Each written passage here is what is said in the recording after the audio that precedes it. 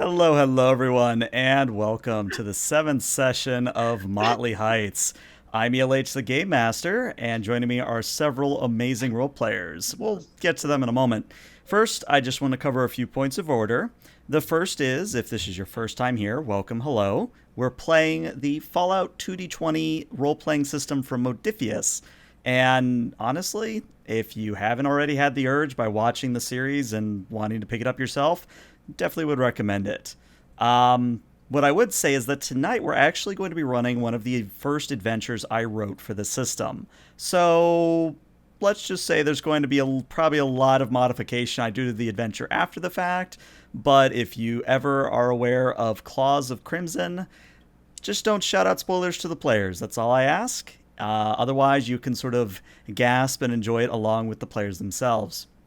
Now, the other thing I have to say before I shut up and let other people talk is that Fallout is a series that deals with a lot of difficult topics.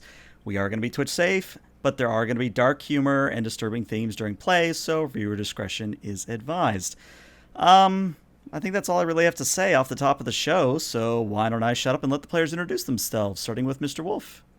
Hello, everyone. My name is Mr. Wolf, or Darewolf Gaming 88 on Twitter and Twitch. I don't stream that much or Twitter that much, but maybe eventually. I am playing Nicola T, or Nikki, as my friends like to say. Hey guys, I am Aaron. I am not on Twitch. I have a Twitter account at Panorama Tint. I don't post there, but I will generally interact with people if they talk to me. So I'm like the wallflower at a party. But I'm playing Draxus, the Intelligent Deathclaw, or Draxus to my friends. Hi, I'm Professor Hex, and I am playing Dr. Kaz Worm. And what you're not seeing, stream, is Professor X messaging me furiously like, don't you dare fucking give me enough time to talk. Don't you fucking do it. I see you, Professor X. I see you. Nothing? I don't even get a smile? Nothing? I don't know what's going on, man. I tried. The joke failed. Right. We're going to move on. All right, so let's see. Let's take a look. You guys are going to start with 1 AP to start the session, and I'm just going to jump into the monologue. So today's session, you're actually going to start slightly in media res, and what it's going to be is that you're currently chatting up Mac the Trader. Now, Mac the Trader is your standard sort of Brahmin trader that roams the waste selling his wares, and Mac has just said something very interesting. We'll get to that Wild Wasteland in a moment. But Mac has just told you that apparently the Gunners, the Scourge of the Waste, the mercenary gang that is based out of Vault 95, apparently the Gunners were forced out of Vault 95 by something or someone. Whatever the case is, the Wastes are more or less in a tizzy, just sort of spitting rumors and more or less trying to figure out what the hell the Gunners were running from. And that's where we'll drop things in. If it matters location-wise, you're on the outskirts of Motley Heights proper. Angela is there just sort of perusing through the wares. And in general, this is not only your opportunity to ask questions of Mac, but this is also an opportunity that if you want to do any shopping, this is that chance. So, Mackie, let me get this straight. You're telling me that the Gunners, the guys with the rocket launchers and they're batshit fucking insane with all their weapons, ran away from the place where they keep all their batshit crazy weapons. Is that correct? And their booze and their chems. Yeah, that sounds about right. Okay, I mean, I don't know where the punchline's coming, but you got to give me the punchline here because at this point I'm absolutely intrigued. Oh no, I'm not messing with you at all. That honestly is what happened. I mean, my friend Timmy, he literally told me the other day when I was down south, and I believe Timmy. I mean, Timmy has some weird shit. Don't get me wrong. I think he's on jet half the time, but I really believe him in this instance. Well, that's disconcerting. Hey, Draxus, buddy, where are you? I imagine that Draxus is hiding, so the trader will come to the town. I'm gonna have him come out. Okay, Mackie, have you ever introduced you to my friend Draxus? I mean, I've heard rumors. It's kind of hard not to hear about an intelligent Deathclaw. Yeah, he's an Intelligent Deathclaw. Okay. He looks big and scary, but he is a teddy bear. Drexus, why don't you come out here and meet Mackie? He's a great guy. Is it cool if I come to say hello to Mr. Is it Mackie? Mackie, I'll respond to many things. All right.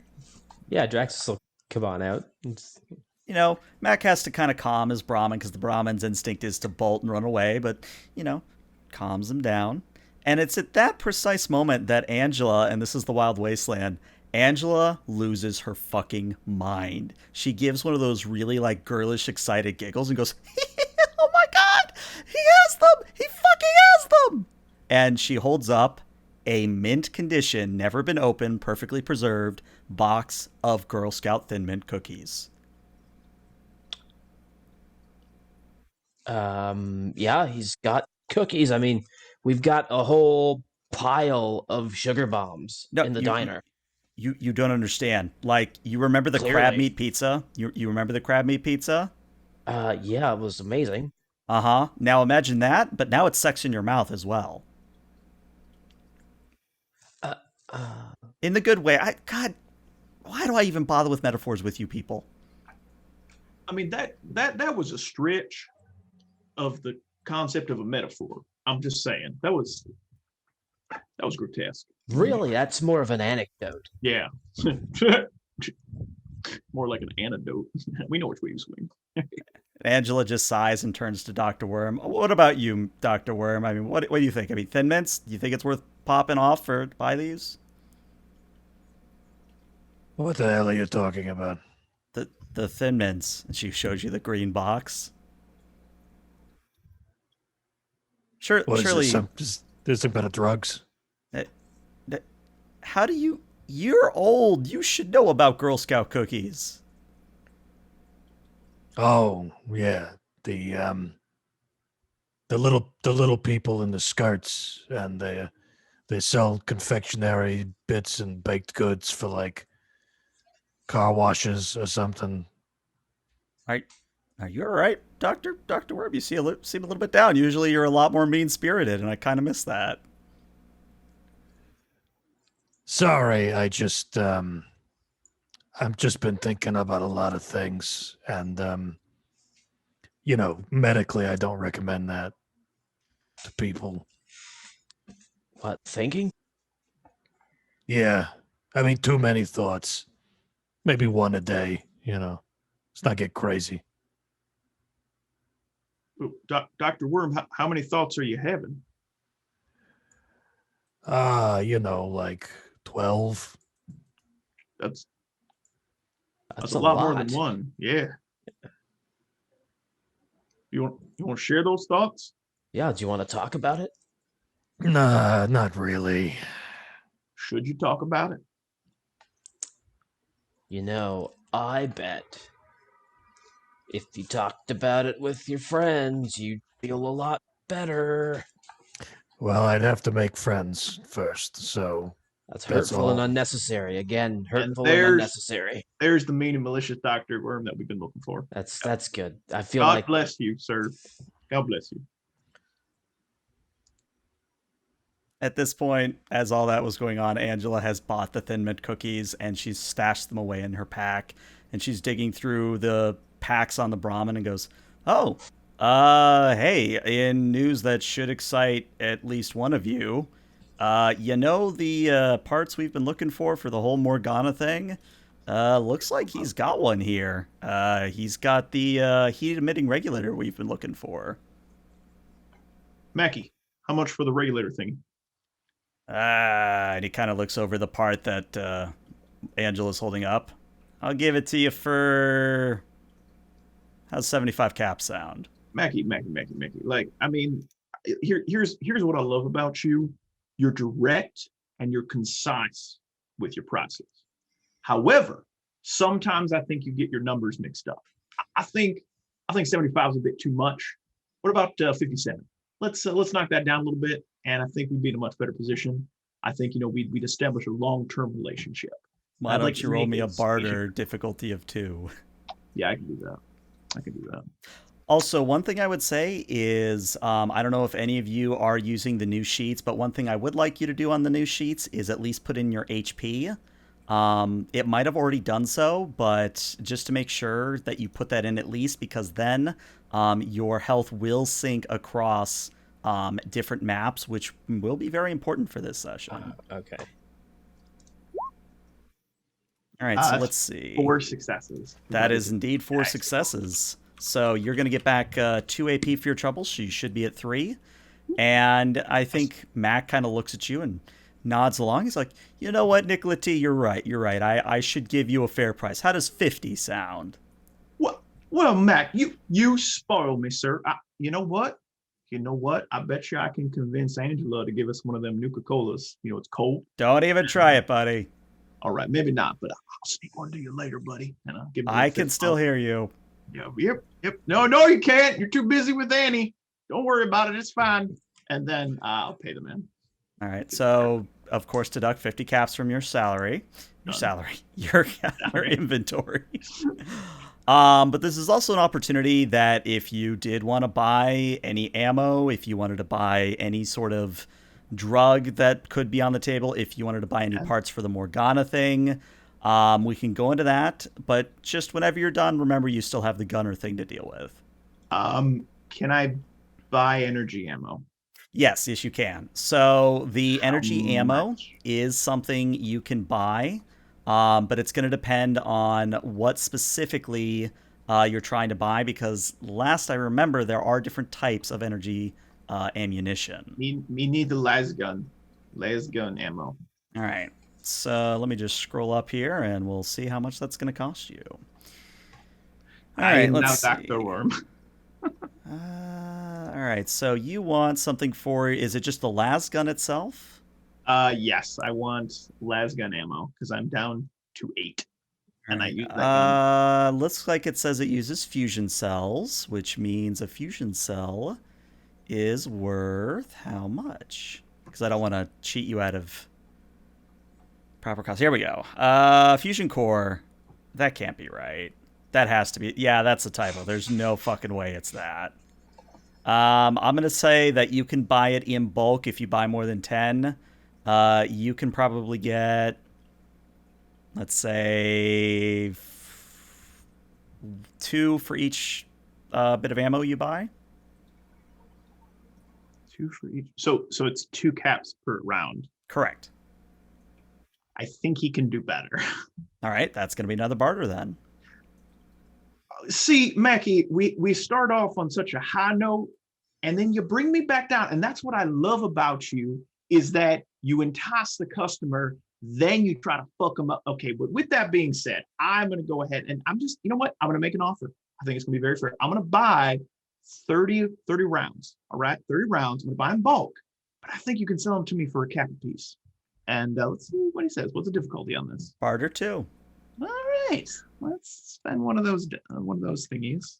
Yeah, one of those AP You know for what? the additional D20. I'm going to spend 1. I'm going to give you two AP because I like the GM to have a lot of AP, and I'm going to roll 4 because YOLO. Let's see what happens. In before complication. Oh, God willing. 4, 9, and 6. That is actually a crit success. That is a grand total of 4 successes. So you again get 2 AP back. I think Mac just sort of looks at you and goes, you know what? You're right. I should stop trying to fuck you up the ass. I'll give it to you for a cap apiece. Yeah, at least take me out for some Meyerlook pizza sometime before you do that. All right, and then I'll buy all the ammo. Yeah, thank you. All right. And then Draxus, Worm, I don't know if you guys wanted to buy anything, but anything you're looking for in particular? Not me. All right. What about you, Dr. Worm? Hey, Dr. Worm, don't you need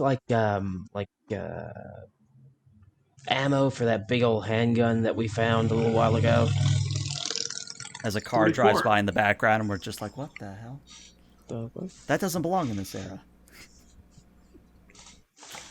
Oh, yeah.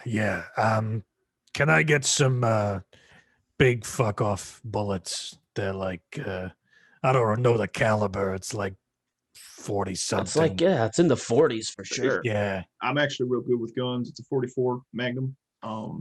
Right, yeah. Whatever fits, and he'll take the gun out and like pop the cylinder open, like whatever fits that, you know. And Max sort of leans in and says, you've actually got a rare vintage, rare model. Very, very nice. Let's see. You want 44 ammo? I've got, and he kind of digs in the pack and the Brahmin. I've only got 10 in the good old inventory here, but tell you what, you buy all 10, I'll give it to you for 20 caps. Very pressed. Yeah, let's do that.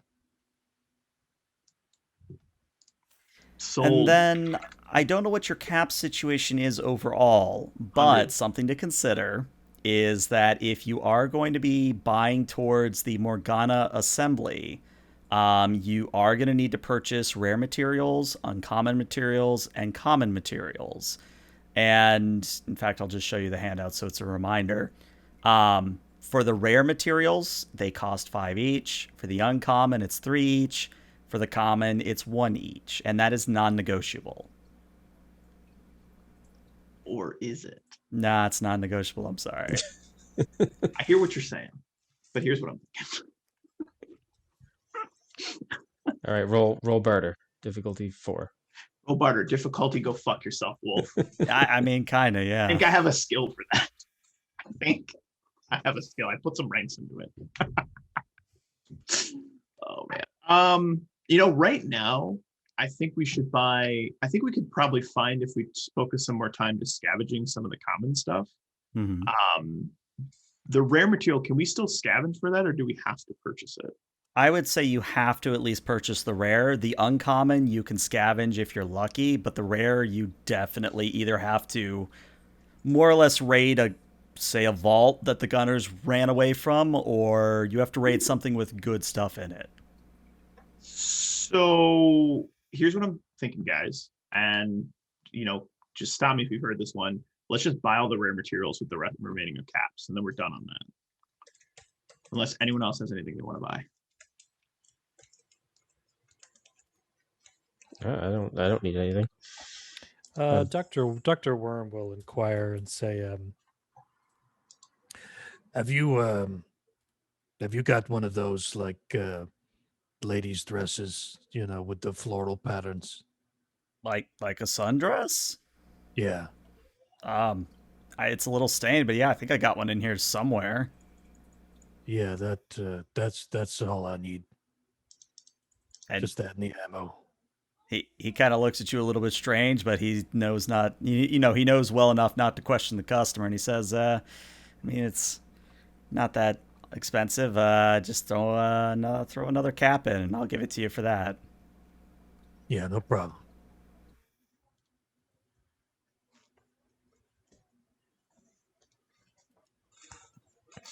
Well, if that's all the trading you're going to be doing at this, Mac packs up his Brahmin, kind of nods at each of you and says, I'll make it a point to stop by in a few days to see if you've heard anything about that Vault 95 situation. I'm going to head north, see a few friends. Been meaning to actually talk to one of them. Apparently he knows a guy in Alaska. His name's Jerry. Apparently they just found a cool lodge last time they talked, and they were setting it up to be like this whole like post office thing, but yeah, I'm gonna have to see what news has come from Alaska. But yeah, I'll see you gentlemen around. And Mac exits stage left. As Mac exits stage left, I'm going to turn to Draxus. Hey, Draxus, you ever get a feeling like when someone's talking about somebody that person they're talking about is just like really dead? I mean, not really, but sometimes I feel like, how I like to sometimes talk to the audience. Yeah.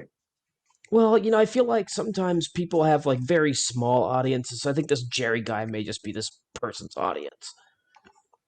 Yeah, I think Jerry's dead, but I mean, neither here nor there. What's going on with the doctor, man? He seems less himself. He's standing right there. Why don't you just ask him?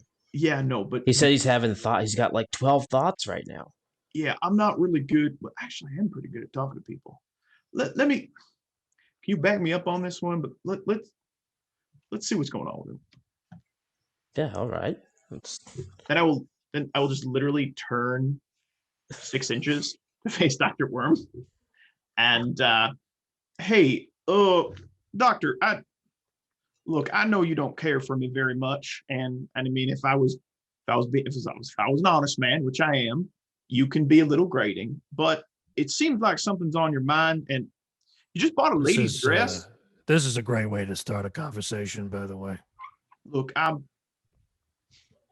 apologize, but something seems like it's bothering you, and I'd really like to help if I can. My business is my own, okay?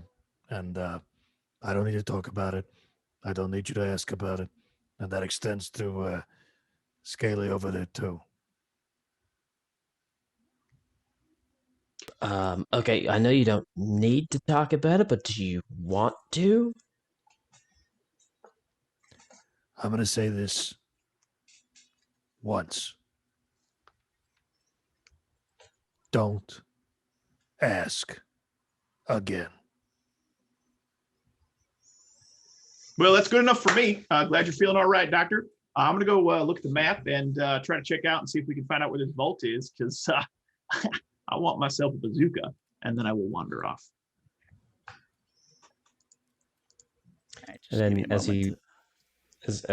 Nicola T wanders off, Draxus will just sort of lean into Dr. Worm and say, "Okay, so he's gone now. So like, what's wrong?" Dr. Worm gives the Draxus the most deathly of glares. Mm-hmm.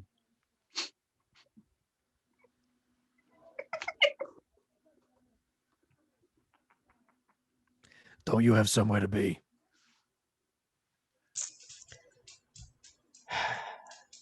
I am right where I need to be. That's funny because these 44 Magnum bullets I just bought say otherwise. I mean, I wouldn't waste those. They were expensive.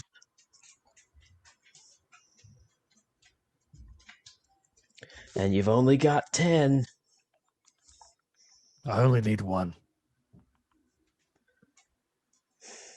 You got a spinal cord like everybody else. Yeah, but I've got... Oh, there's a whole bunch of redundancies in there that you probably don't want to know about. I'm gonna go walk away now. Okay? You just stay here and think about things. Whatever you want. Yeah, I just... Okay, I'm leaving. Yeah, sometimes I just wonder why... Sorry, I can't hear you. I'm out of earshot now.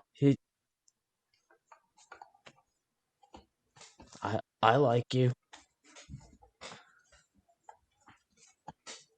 And with that, we're going to transition the camera just a stage right.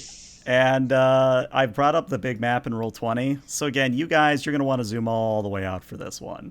Mm-hmm. You guys are at that sort of white X.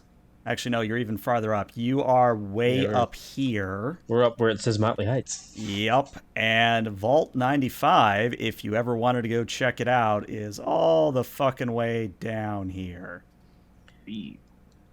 Oh boy, road trip.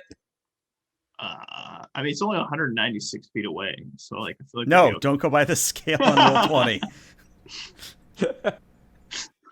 I mean, literally, it's like less than a football field away. I mean, I can throw a baseball that distance easy. Listen, I know Bethesda really likes to scale things up, but beautiful. That sounds like an adventure. And I'm totally in. So like if we can imagine, we have like maybe like set up an office or like a main area, the living space in the church or something, right? Mm-hmm. And there's like a big table, like our planning table, and like the one that's not on the roof. Yeah, the one that's not on the roof. We have a table that we're actually using for its intended purposes to put things on. It's crazy. Not just metaphorical things, but we've got a big map. And Nicholas, like Draxus, maybe pokes his head in if you want, and then he's got a knife and he's like, and X marks the spot, and I slam it down and stab the map to myself. That's our only map. Oh, sorry about that, man. I was getting in the moment, channeling. It's fine. Are you gonna do that every time we have to go somewhere? Maybe. Because we're gonna need more maps.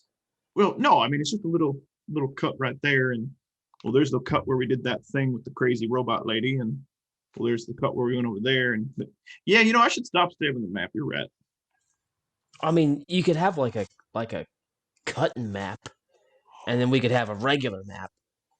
We could put the regular map on the wall, and then I could have the cutting map, and then you could like point to the place that we're going on the map, and I could be like, you can that's right. Boom! What an effect that would be for when we have like followers and like minions and stuff. Like we'd really feel like we'd look like the real boss man that we could be, But yeah, I'm feeling good. Yeah, you're in rare form. I don't really have any interest in like having people follow me around and be dependent on me. I mean, other people. Right. It's all right. I'm more the face man anyway. It's fine. And this road trip might be just what the doctor ordered, because we can figure out what's wrong with Dr. Worm. What do you mean? What he ordered? He bought 44 magnums and a lady's dress. Right? Yeah. Okay. That's Nicola T's absent-mindedly stabbing the map. All right. I'm gonna go out here for a second, just get some fresh air. And Draxus will step out, just like rubbing the bridge of his like non-existent nose, just like his snout. All right. Well, let's talk about a few things out of character. So, obviously, I've shown you the map. I've shown you how far you want to go. We can handle this one of two ways. We can either just say, oh, look, you fast travel, and we don't handle travel time. That is one option. Where's the fun in that? I have to say it because it is an option. Option 2 is I will roll a number of challenge die, and based on those challenge die results, you will either have combat opportunities or scavenge opportunities. Now, what I would say is that if you were to spend an AP, you can add combat dice for me to roll. So right now I'm rolling 3 combat dice. And if I roll an effect, you get a combat encounter. If I roll a 2 or a 1, you get a scavenging opportunity. I would like to propose to the group that we spend all of our AP so he rolls the maximum number of challenge die. Combat dice. We got it. People are getting confused in the comments. It's combat dice in the system, not challenge dice. Challenge dice is Star Trek. Combat die. There you Combat go. dice it is, yeah. What are the 2D20 police aren't going to come and break our door down? I mean, you say that now, and then next thing I know, I've got fucking somebody kicking down my door yelling about... How dare you call the thing that's the same thing and the other thing a different thing? Oh, hey, look, you actually just got a Nuka-Cola Quantum from chat, too, so you have even more if you want to spend it. I mean, fuck it. Fuck Spend it. them all, right? Spend it all. All right. I mean, fuck yeah, let's do it. All right. I mean, it's not my actual life, so, Okay. I'll be fine, regardless of what happens. All right, so I think that's a grand total of what, 8? I think that's 8 overall.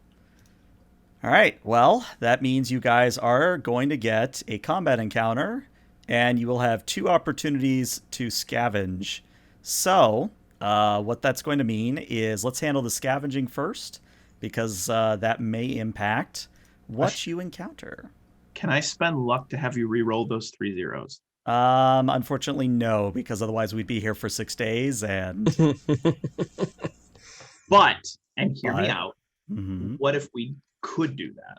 I mean, in the future, when I don't have a prepared plot, I'm definitely for it. But okay. I was saying, yeah, like tonight, I'm a little bit worried we might run long, and I'm trying to get you guys there. I know it's a little railroady, but I do want to get you guys. Sorry, we're over here fucking around talking about stabbing maps. So no, you're fine. You're fine. This is one of those rare moments, and I'll take the time to say this. As a game master, your job is to guide the players to the roleplay they want, and sometimes there's this really planned scene that you think they're going to have an amazing time role-playing with, and you sort of have to do that sort of situation where, oh, they're having fun role-playing, but I think they would have even better time over here, am I going to be the asshole that says, hey guys, I need you to shut up and keep moving, kind of a thing? Yes. So We already know the answer to that question. Yeah, because you're the storyteller. Like we're here. Oh, I was going to say he's an asshole. I mean, that's what I was going for. Yeah. Aren't those things synonymous? I mean, really. I mean, if you think about it. Mm-hmm. Oh, Lord. All right. So first thing that you're going to be able to scavenge is actually going to be a public environment. Now, right now, you're only rolling on clothing, food, beverages, and junk. Now, that said, you also don't have any AP because you just spent it all. So I'm simply going to roll the scavenge and tell you what you find. I regret nothing. All right. So, this is important. You are going to find 5 common materials for the Morgana project. You will find a Geiger counter, might be useful. Fancy. And you will find 36 caps. Ooh, adding that to the party loot. And you just got a Nuka-Cola from chat. Very nice. Chat, have I ever told you, and please again, don't stop me if you've heard this one, you guys are fucking best. You guys are wonderful.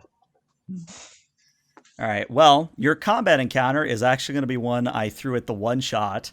As you're scavenging like a public park in the outskirts of Boston, you sort of hear a Brahmin cry, and you look up and you see a 2-headed cow sort of frantically bucking at something, and you kind of squint and you look, what in the world is... And you see that there's a series of rad roaches that are kind of just pecking and sort of jumping at the cow, and you swear you hear Italian voices talking in the distance, coming from that same direction. Italian or Italian American? Let's say like classic Godfather. Okay. Sicilian. Yeah, there you go. Sicilian American. So not because if they're speaking Italian, that's a whole nother kettle of cannolis. I see what you did there. Yikes. So just pondering with the group, do we wish to try to avoid this, or do we want to YOLO swag 420 blaze it towards the XP? I mean, we already did the blaze it earlier, so why are we changing tact now? You know, don't change horses midstream, right? Why is the horse in the stream? Sometimes you have to get... Did you not play Oregon Trail? I did, and I died of dysentery. I don't know. That's because I was an asshole anyway, though. That's because you got to ford the river every time you find the river. Ford it. Yeah. We're fording it. We're fording it, Martha. Fallout Oregon Trail Fallout version. Oh, that would be messed up. You died of radiation. I mean, there is the Oregon Trail, which is zombie. Oh, that's Oregon great. Trail, That one's great. All right, let's get back on topic. VLH has a pot. Come on, guys. Come on. What are we doing here?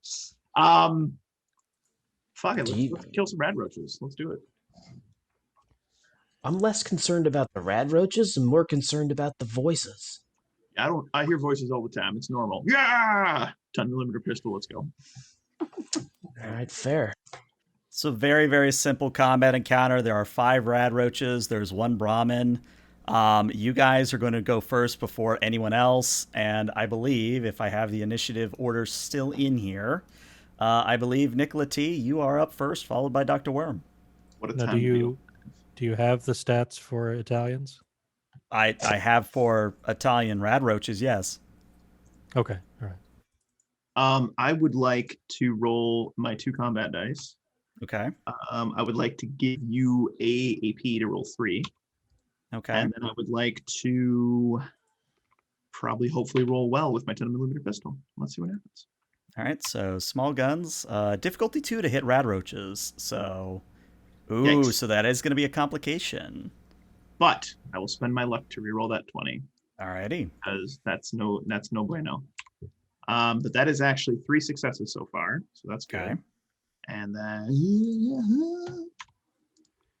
9 and the number. And please don't be another 20. Sweet. No, you got another success. So that's a total of 4 successes, which means you get 2 AP back.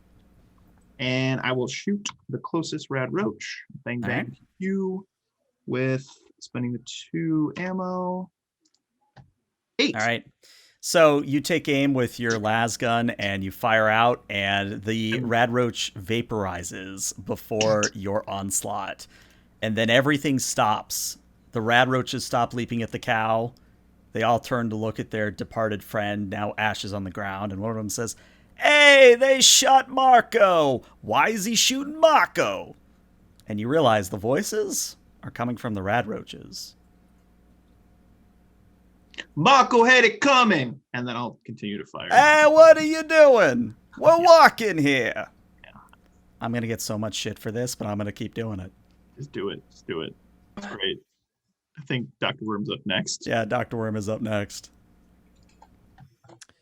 With a very unusual, like, normally when Dr. Worm fights, there's a kind of like, when he's in battle, there's a sort of a kind of a casual, loose casual kind of quality to it. Like, he's not a fighter, so he's just kind of like making it up as he goes along. Mhm. But today, for some reason, like, he doesn't go full John Wick, but like, there's a level of him that's just like, if weirdly efficient and quiet and precise, and he just draws his 44 and like aims it at one of the rad roaches and just pulls the trigger. All right. Aggressive. Go ahead and roll me a small guns as well. Still a difficulty 2 because it is a rad roach. By my count, you have 3 AP to spend if you so wish. I am going to spend 1 AP to get an extra dice. All right. Okay, small guns 4. So 3 dice. What was the difficulty? It's like 2. It's 2, right? Yeah. Hey, look at that. You got not only a critical success, but also a complication. Do you wish to luck that? Yes, I do. All right. Yeah, I'm going to spend a luck point. 1d20. Oh, God. And for those who are seeing the new fancy thing on stream, that is actually the unofficial character sheet that someone recently added to Roll20.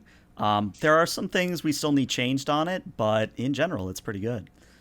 All right, so that actually is a 2, so that's... And that's under my small guns is a tag skill for 4. So that's 4 total successes, which means you get 2 AP back. And yeah, go ahead and roll me your damage on your 44 here. I'm glad to. Wait. Oh, you know what it is? The sheet hasn't been updated yet, so it's not rolling the full damage. You have to roll the combat dice manually. Okay. So 1, 2. Well, I 3, I mean, you could do it that way, but I was 4, implying the other macro. 5, 6. Wow. All this nothing. Wow. It's a whole lot of nothing. Yeah, I'm never using this sheet again. It's clearly broken. Do you wish to luck to reroll 3 of those? Yeah, I guess I'll spend another luck. Yeah, the 44 has vicious, by the way. Noted. 1, 2, Okay, all right. Hey, we got 1. 3. There you go. There you go. So I think what's going to happen then is Dr. Worm, again, you're cold and efficient killer today. You squeeze off a shot, you hit the rad roach in the head comes flying off, and at this, all the rad roaches turn, and they look at you and they go, "Now he shot Vinny! What? Well, first it was Marco, now it's Vinny. What did we ever do to you? We just wanted some cow."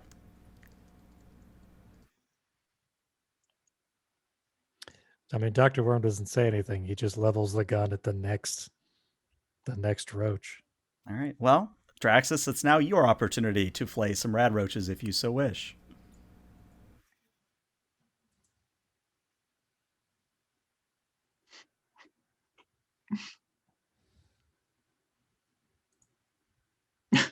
Nice. I am legitimately worried about you, he says to Dr. Worm as he just sort of heads towards the rad roaches and just I'll smack the nearest one to me. All right. Somehow still a difficulty 2 to hit, even though you're right up on them in a freaking Deathclaw. Apparently rad roaches are really hard to hit. All right, so we're gonna So one thing, chat, you'll notice that I'm not rolling on the character sheet because there's no options for my particular Set of homebrew skills. self. But I'm going to spend an action point, Wolf, for an extra die. If you can take care of that for me. Oh, I got you, Boo Boo.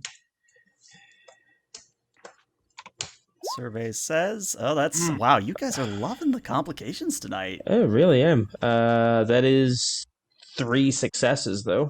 All right, you do get your AP back, and I think I know the perfect complication for this. So go ahead and roll your damage, but I have a Okay. feeling you're going to kill whatever you hit anyway, but just for giggles. Yeah, So, you kill it. 7, yeah, it's actually 8 because I now have just on my unarmed attacks. So you swipe with your claw, and you actually end up killing 2 rad roaches for your trouble, but the complication is that you also decapitate the Brahmin. Oh, Oh, poor Brahmin. whoops. Oh Hey, no! now you're gonna kill the... Whose side are Anyway. you on? That's a good question. I ruin. You know what? I'm Everything out of here. beautiful. Forget about it. And on their turn, the remaining rad roach flies off into the distance. I'm gonna try to shoot the remaining rad roach as he's fleeing. All right, that is a difficulty of 2. I believe in you. Doctor, Worm, just save your ammo. Like, come on, buddy. Like, just. But obviously, I'm ineffectual. Unless you want to lock it, it's gonna miss. No, I'll just fire off. I'll make it look like a warning shot. There you go. So yeah, you fire off the shot. The rad roach flies off into the outskirts of Boston. And yeah, if it matters, you have 3, 4 rad roach corpses and a dead Brahmin if you wanted to loot that. Is the Brahmin like a pack Brahmin or just a stray Brahmin out wandering there in the Brahmin? wilderness? But what I would say, and the reason I'm throwing this sort of encounter at you, is because you can actually get not only materials, but you can also get food, which you can eat in combat to heal. So, if you would like to butcher the Brahmin, this is going to be an endurance and a survival at a difficulty of 0. So who would like to take that one? Is it survival, you said? Endurance and survival, correct. I'm okay at that. I'm not bad at it. Why don't you take this one, Draxus? Endurance and survival. All right. Mhm. Generic roller. Yeah, I'm not gonna roll survival because in the new sheet I put a skill point in that turned into rank 6, so that makes no sense. Yeah. So I guess the Brahmin has a landmine in it, and it just blows up, and I mean, Draxus dies. with another complication, I think what I'm going to say is that as you're butchering the cow, you don't get any usable meat, like at all. Like you've just ruined all of it. But so, yeah. on the bright side, you do find some uncommon materials in its multi-layered stomach, so small plus. So just like pretending like I did that on purpose, I'll turn and say, "Hey, I was right. This thing had, look at all this stuff this thing had in its like 4th stomach. The meat is ruined, by the way, but look at all this stuff. This is great. We can use this for Morgana." We should probably get to Vault 98. 95. I thought it was 95. It was 92. I have no idea. I think it's this way. And I pick up a tattered map that's mostly just like shredded. Do these with it and then walk in a direction. All right. So your next salvaging opportunity before you arrive is going to be actually a commercial area, so a bunch of shops and all that such. Right now, you are rolling on the clothing, the junk table, and the ranged weapons table. You have, by my count, I think you have, 3, 4 AP. You could add to ammo. You could add to armor. You could add to melee, ranged weapons, thrown explosives, anything of that nature. How much can we add to armor? To armor, you can add 1 AP. Would everyone be okay if we added 1 to armor? Yeah, for sure. I'm feeling lucky. I mean, with all these complications, why wouldn't you? And then also, what else you guys want to do? Ammo? You could put 3 into ammo. Yeah, ammo sounds good. Oh, yeah, let's put 3 into ammo. Let's do it. All right. With that said, I'm pushing the button. Let's see what you get. All right. Well, I'm just going to screenshot all of this because you actually got a fairly sizable thing. The only thing that this isn't going to tell you is you do also get 5 common material for your efforts. But where is our... There we are. You do find a set of sturdy combat leather armor. You find a Vault 84 jumpsuit. You find an assault rifle, along with a lot of 5mm rounds and a good amount of 45 rounds to boot. We gotta find a 45 because we have so many 45 rounds right now. Actually, doesn't the assault rifle... Let me look up the assault rifle real quick because I think it takes 5mm. Let me look. No, that would be the minigun. That's what it is. Minigun is... That's... Okay. 5.56 or 223, depending on who you're talking to. That's what it is. Okay. Yeah, I'm not a guns guy. I don't do the guns. It's 5.56. Oh, it's the combat rifle I'm thinking of that has the 45. That's what it is. Yeah, idiot. Man. Can't say shit like that. It's funny. You mean you don't have like, you know, you're not a gun sexual? That's just how disappointing. dare I not know this shit? For a game master, that is forbidden. Yeah. You've completely ruined my immersion. Yeah. I demand that the game be restarted as a GURPS simulation. Oh my god. From the beginning. All right. Well, with more minigun ammo than you really care to deal with, you eventually arrive outside of Vault 95. Now, Vault 95 in and of itself is already sort of a imposing structure. It is a vault that is built into a hillside, and even though it doesn't look like there's any movable figures, what you see is that there are a number of like false dummies to shoot at, like to draw fire. You're seeing barricades with the gunner's logo on it, which is like kind of a stylized spray painted skull. You're seeing also immense signs that there was a conflict here. And what I mean by that is that there are a number of pockmarks on the superstructure. There's great gashes that show the rebar underneath.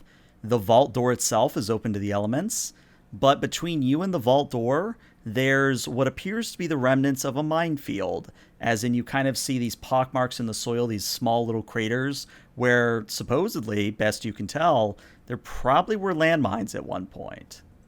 Could still be landmines even. And if it matters, chat just gave you another 3 AP.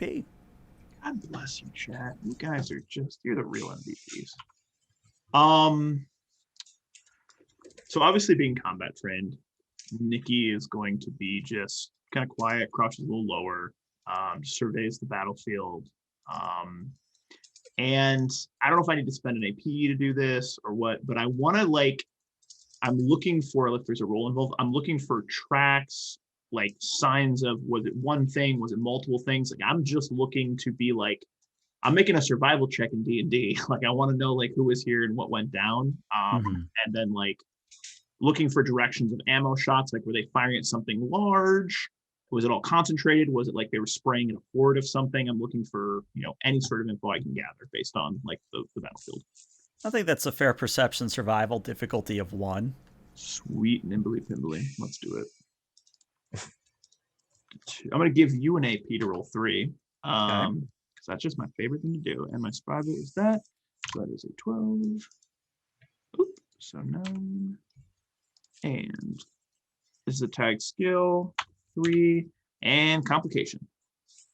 No, you actually get the opposite of complication. You get a critical success for 3 successes, which means you get 2 AP back. So, good news, bad news. The good news is you can tell that there were multiple large somethings that were being shot at. And you know that because there are concentrated areas of fire that do not make sense for a conventional humanoid target. So something bigger than a human was shot at. Super mutant, giant rad scorpion, you don't know, but something or multiple something large took place here. The So, other like- thing, oh, go ahead. No, I was gonna say, so kind of like comically moving from cover to cover while maybe Draxus and Dr. Worm are watching him. He's like, oh my gosh, like just comically. And then he's gonna return back and he's like, crouch low. All right. So it looks like there were multiple large somethings that assaulted this area, concentrated fire here, here, and here. And he just goes in like a tangent about like tactical movements and stuff. And you guys probably, tune him out, but Well, before you do that, though, I will say that since you rolled so well, I'm going to give this to you free. You also notice there are 3 active landmines between you and the vault door. And now that you know they're there, you can either sneak by them, you can try to disarm them, or you could shoot them from range to detonate them. I will also share that with the group.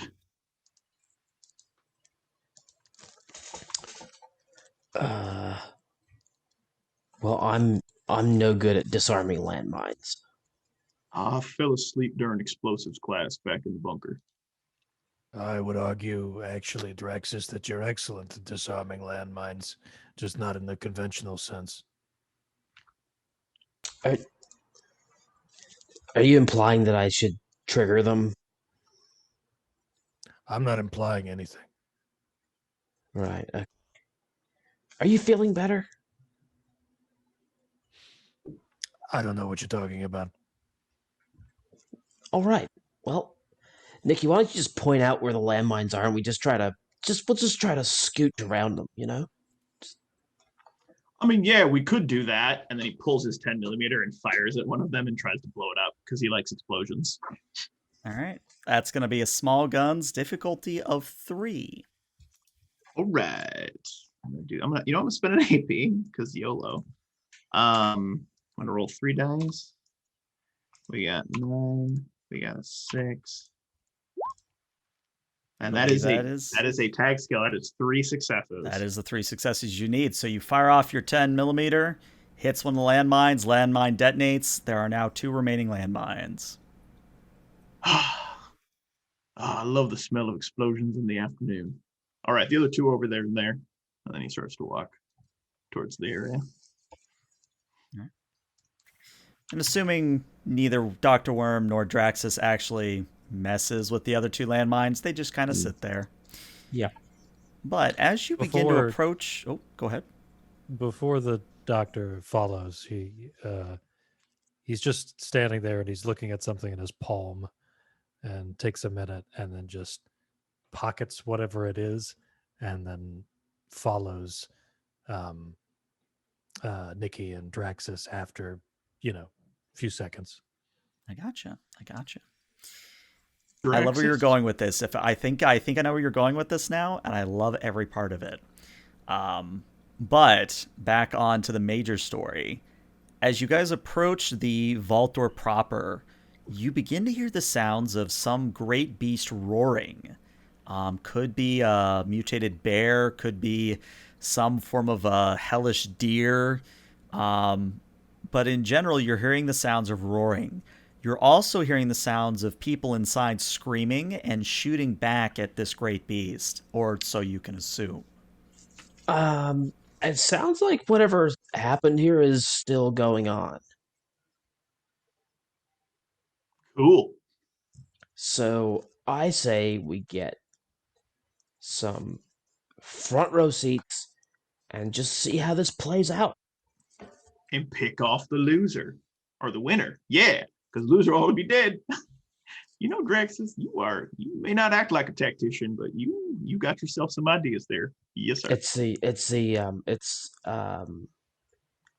It's a predatory instinct, I guess, because you never want to take on you always go after the sick ones, you like just bring down the old ones, the sick ones, the weak ones, you eat those guys. Yeah. It's probably why we keep the doctor around, because he's all rotten and stuff. And he's sick. How's he doing, by the way? I think he's on the comeback trail. You're not a very good liar, I know. Brett. Keep your head down. So as you proceed into the vault proper, you go down a wide staircase to a security checkpoint. The walls all show signs that you saw outside. So weapons fire, burnt out / remains of turrets that used to be in what were strategic locations, exposed rebar. Again, there was a battle here. But eventually, you come to the main atrium of the vault. And what you see is something slightly surprising to you. You see that there are 3 gunners that have barricaded themselves in what might have been a commissary at one point. But attacking them, or attempting to attack them, is a Deathclaw.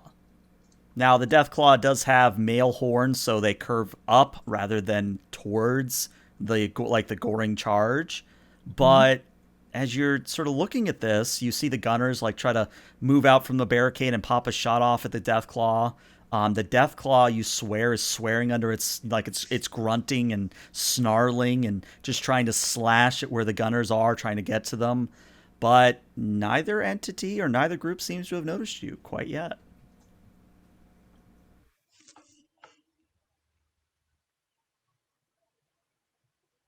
Usually I just start shooting at things, but this is weird. Yeah, don't shoot at the Deathclaw. Generally, that's a bad idea. Right. I mean, Uh, I nearly died. right, Remember yeah. that? You broke my ribs. Hey, you guys should probably hide. All right. I'm going to do a comedic combat roll into a corner of darkness. Unnecessary combat roll, by the way. What about you, Dr. Worm? I think Dr. Worm will just sigh and then say, Let's just get this over with. and just follow him casually over to wherever he combat rolled. Nice. And Draxus is just gonna look up the other guy and go, hey man. And at hearing your voice, the Deathclaw head immediately swivels in your direction, and What's he up? gives you a big toothy grin, and he actually says, I'm not just making this up, but he actually says in articulate English, "You're not from our pack, are you?" Nope. Well, you want to help me with these assholes inside? They're, kind of need to go. Absolutely. And all of you hear the gunners start freaking out, losing their shit.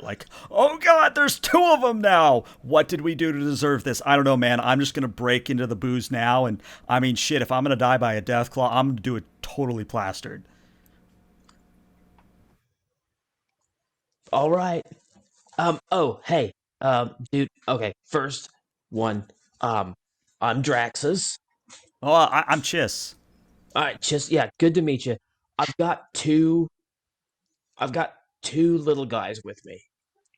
Are they the rotten one and the oily smelling thing I smell? Yeah, yep, that's them. Don't rend them, please. Okay. All right, we're good. Hey guys, we're good. Let's kill these assholes.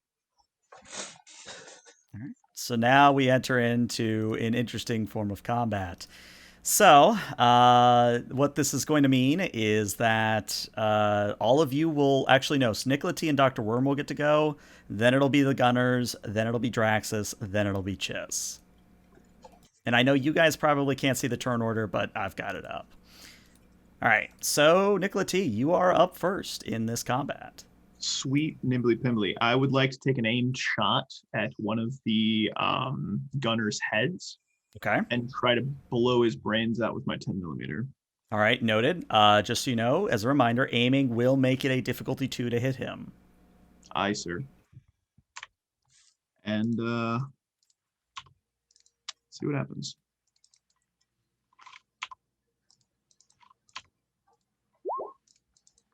All right. Not bad. That's your 2 successes you needed. And go ahead and are you going to spend any extra ammo here, or are you just going to do the single shot? Yeah, I'm gonna just try to double tap. Just pop, pop. Okay. See what happens. Oh, That is a significant amount. So I'm going to say, actually, because you aimed for the head and got such significant damage, I think that gunner's just going to go down. So you aim with your 10 mm, you fire, and it pierces through the glass and hits him square between the eyes, and he just falls over backwards, dead on the spot. And the other 2 gunners kind of look down and go, "Holy shit, the Deathclaws have guns!" and it was about that time the rest of the gunners surrendered and got the fuck out of here. And I think Chiss kind of turns to you now that he can see and hear where you are and says, "No, these die. All of them must die." And it was about that time the other 2 got ripped apart by Deathclaws. And then I Fuck fade- you, man. Fade back into the darkness. All right, Dr. Worm, it is now your opportunity to go. Dr. Warp is not going to do anything. Okay. Just going to kind of survey the situation. Dr. Warp is just going to dispassionately observe everything that's going on. Fair enough. That means it's the gunners' turn. And I think the gunners are going to take a shot at, we're going to say Chiss and at Draxus. So the first one's going to be for Chiss. Will hit them, but does not even get past their resistance. So they fire out with their laser guns. Chiss just sort of shrugs it off like not even a fly to him. And then for you, Draxus, definitely will hit you. How do you feel about all of 3 with 1 piercing? That will do a little bit of damage to me. Not much, but a little. Where does it hit me? That's a good question. It hits you in the left leg. It's like, oh, my favorite leg. And I think the gunners say, "Well, fuck you too. Your leg is shit." And it is now your turn, Draxus, to show them what your leg can really do. You know, there's this thing called dying with dignity. I'm high on jet, man. I don't know that word. Fair enough. And Draxus is just going to charge up the stairs here and try to eviscerate the closest gunner. All right. I believe that is going to be your melee attack. Do you have Pain Train, by the way? I forget. No, I didn't. I haven't taken Pain Train yet. All right. So we're going to do... I am going to spend an action point to get an extra die. Okay. And I'm going to use Draxus's Rending Strike. Okay.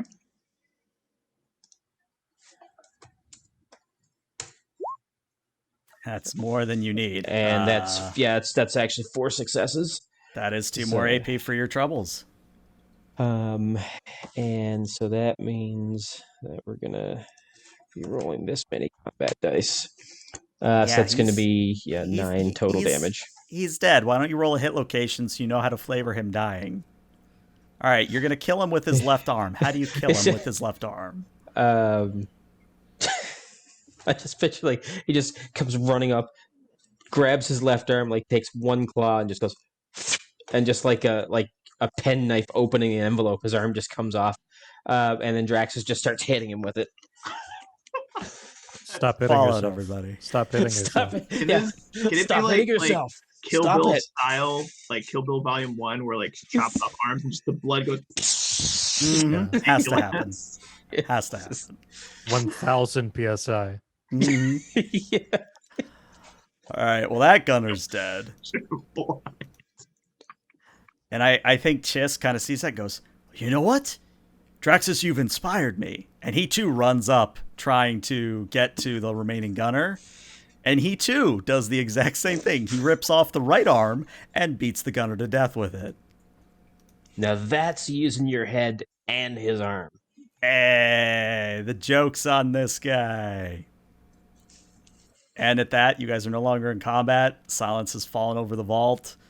And with that, I think we're actually going to take a 5 to 10 minute break, and then we'll come back for more. So be back shortly. Welcome back, everybody, to part 2 of Session 7 of Motley Heights. If you're just joining us, the players have come to Vault 95, where apparently a group of Intelligent Deathclaws ran out the gunners from their own vault. And right now, the players have the opportunity to talk to one of the remaining Intelligent Deathclaws. Now, where the rest of his pack went, nobody knows, but that's obviously about to probably come out. So we resume our scene. Again, the gunners are super dead at this point. If you were to poke your head into the commissary, you would see crate upon crate of ammunition, of booze, of chems, and all of it is just like, I'm not even going to put it into numbers. There's a lot of it. Guys, we have hit the jackpot. Nicola T is going to beeline for that, and like he has come to this, like the Wailing Wall, or a statue of Jesus, or I don't know, he went to Mecca, like some significant religious place. He will fall to his knees, prostrate himself, and worship, and be like, "There is a God. I believe. I believe." Yeah, so Chis, this is Nikki. Hey, big guy. Okay. Oh, it's so beautiful. Look at that. Oh my God, is that a rocket? And that guy down there, that's Dr. Worm. So you're saying you have a pack here? Yeah. Sorry, I don't normally do the talking things. It's usually the brood mother that does the talky things. Oh, right, yeah. Who's your progenitor? Zarn. Sorry, get out of here. Mine was Goris. Oh. I don't think we've ever met a Goris line. Well, here I am. Is there a reason you wear the bandana? It's a long story. Suffice it to say that it was an aesthetic choice that was kind of foisted on me. There were these people, and I was trying to basically, Nikki and I used to run a scam where I would like attack the town, and he'd be like the Deathclaw killer that would come and, quote unquote kill me. Anyway, so I was trying to scare these people one time, and they were at this old picnic table. And I ended up just putting my head straight through the picnic table, and the tablecloth sort of got stuck around my neck. Anyway, after all was said and done, Nikki said it looked really good, so I decided that I'd keep it, when I wasn't working. I understood about half of that, but it sounds like a good time. Yeah, it's pretty good. Anyway, are you guys moving in here? Yes, the broodmother wishes to acquire this vault, much like Vault 13 in New California. Is that so? You guys been away from California long? I've been away for years. We just arrived, actually. So yeah, how's everything? NCR still making everything oh, pretty they're lame for ruining everybody? fucking everything. Yeah. Yeah, right. I hate. Just so smug, right? Drexy baby, they got a fat man. Oh, please be careful with that. So while this is all going on, I do want to give a moment for Dr. Worm. What is Dr. Worm doing while all of this is happening? What's the environment just outside the vault? Just outside the vault? Yeah. I mean, again, if you don't mind war-torn battlefields, it's probably getting late into the evening. I would say maybe about 7 or 8, so the sun has definitely set, but there's still that kind of twilight lighting involved. But in general, I mean, the air is fairly balmy this time of year, maybe 60, 70 degrees Fahrenheit, or what is it, 20, maybe 25 Celsius if I did the conversion right, so it's not bad. I would say that Dr. Worm has disappeared and basically gone outside. He is sat down on, a comfortable corpse or something, and is sort of watching the sunset. And as you watch the sunset, I'd like you to roll me a perception and a survival, please. Difficulty of 1. Perception. Give 6 and AP. survival. Spend 1. Sure, why not? Perception and survival. Survival is a tag skill for me. So All right, looking for the tag. And that is 2 successes, so you get your AP right back. So, Worm, you can notice them at a distance, but you do see a large group of Deathclaw coming towards the vault from the south. And you do see that one of them is extremely large, has great curved horns towards the front. You know a broodmother when you see one. Dr. Worm will just sort of take a look at that and just kind of like sigh and shake his head and then just keep sitting there waiting. You'll just wait for them to approach. Okay. So let's actually, I know this isn't going to matter for the stream, but I hope it's with vermicist. You know what I'm trying to say. The immersion. Verisimilitude.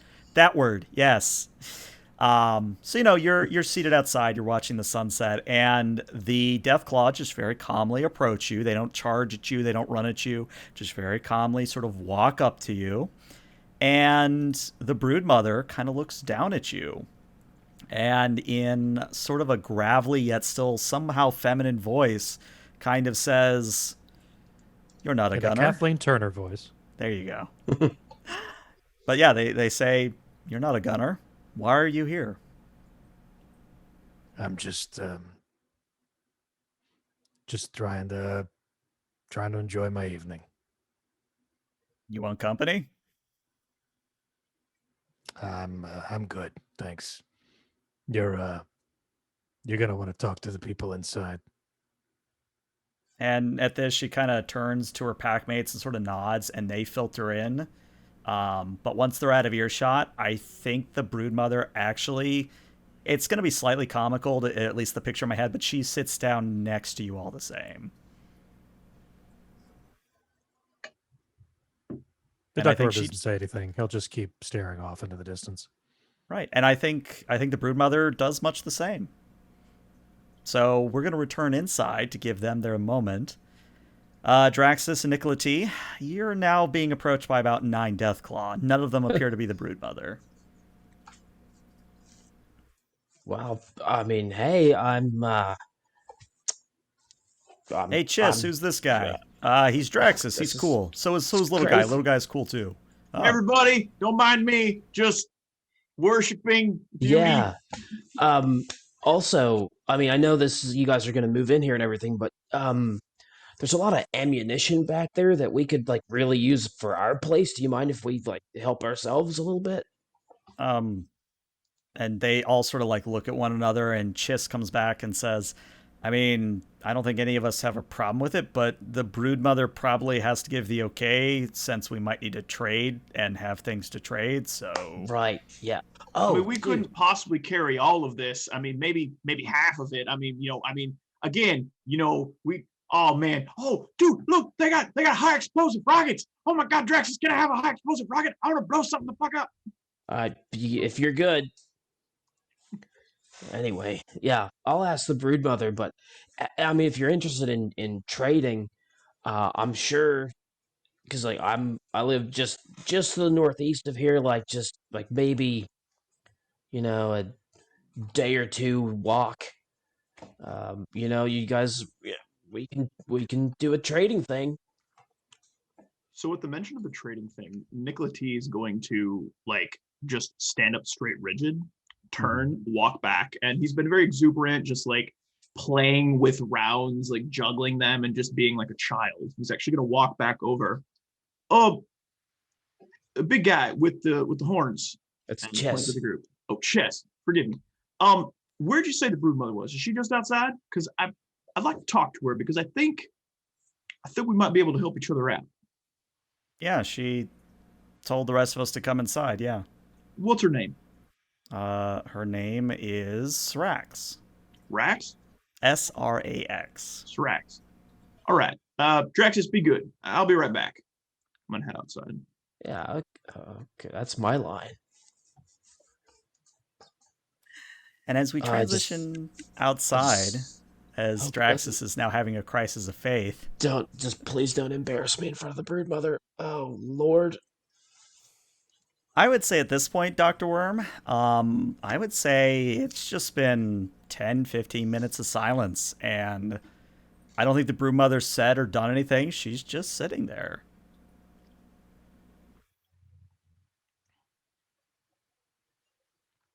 Yeah, I would think that the doctor's just sort of riding the moment, just like being alone with another person. You know how it is.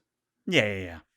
But Nicola T, what I would say is that you do come out of the vault door and see them just sort of sitting, staring at what is now the fading horizon. The stars are starting to show in the night sky. Uncharacteristically not charging into a situation with wild abandon, Nicola T is going to approach, his hands kind of clasped in front of himself, and he's going to clear his throat. Miss Rex, ma'am? And she sighs and turns her large head and says, yes. My name is Nicola T. I've met some of your, I believe children would be the proper term. And they mentioned that you'd be moving into this vault. I'm a friends with an Intelligent Deathclaw by the name of Draxus. And I understand that you plan to make this place your home. Is that correct? That is our intention, yes. And I think that's a marvelous idea. Obviously, living inside of a vault such as this, it may come to a point where you will need to, maybe trade for supplies or, how do I put this, gear, food, things of that nature.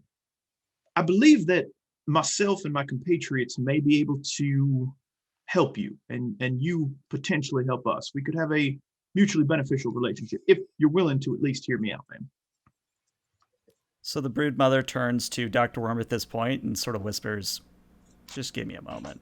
And she stands up, walks right up to you, Nicola T. And when I say she's big, I don't mean like Draxus big. I mean like 2 or 3 times Draxus' size. Broodmothers are freaking huge.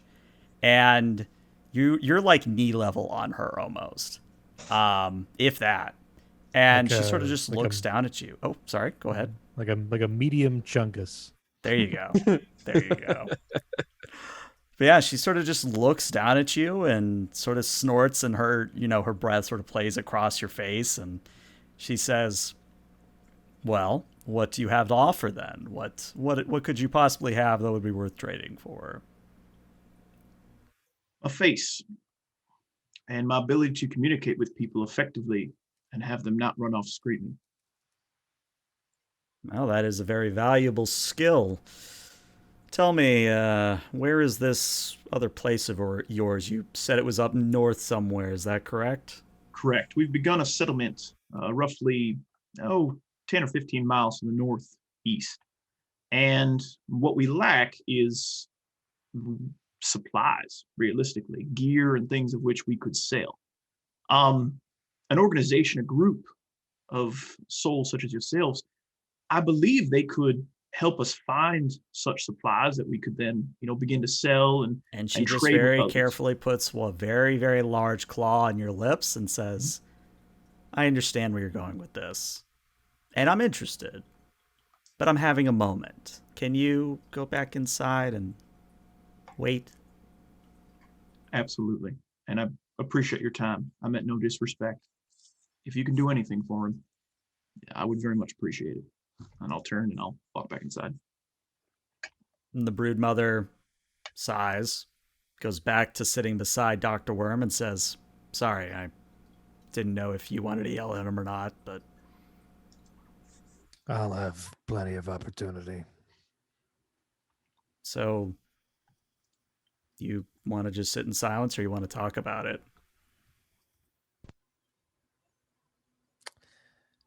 Well, I mean, there's not all that much to say, really. Do you remember anything before the bombs fell? No, my sire was made after the bombs fell, unfortunately.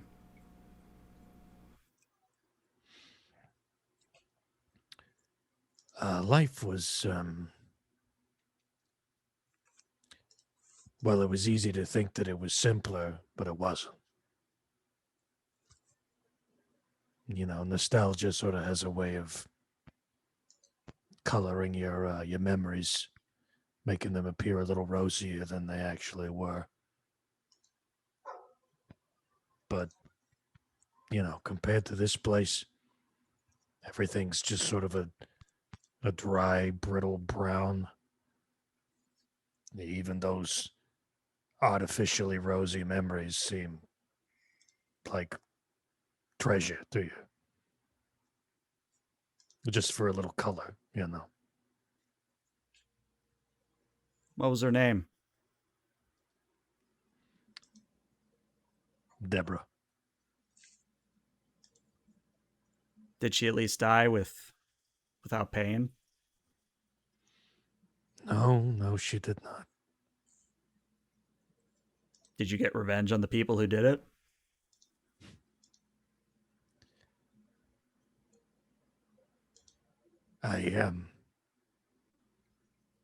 I don't really see how it's feasible to get revenge on God. So, I mean, not unless. I can't believe I'm talking to you about this. If you can point out the man, the woman, the ghoul, the Deathclaw who invented cancer, then by all means, please show me. I'll gun him down. And I think there is that very poignant moment of silence. And the broodmother finally says, I know this doesn't seem like anything but an empty platitude, but it's not all bad. You essentially carry her memory with you. As long as you live, so does she.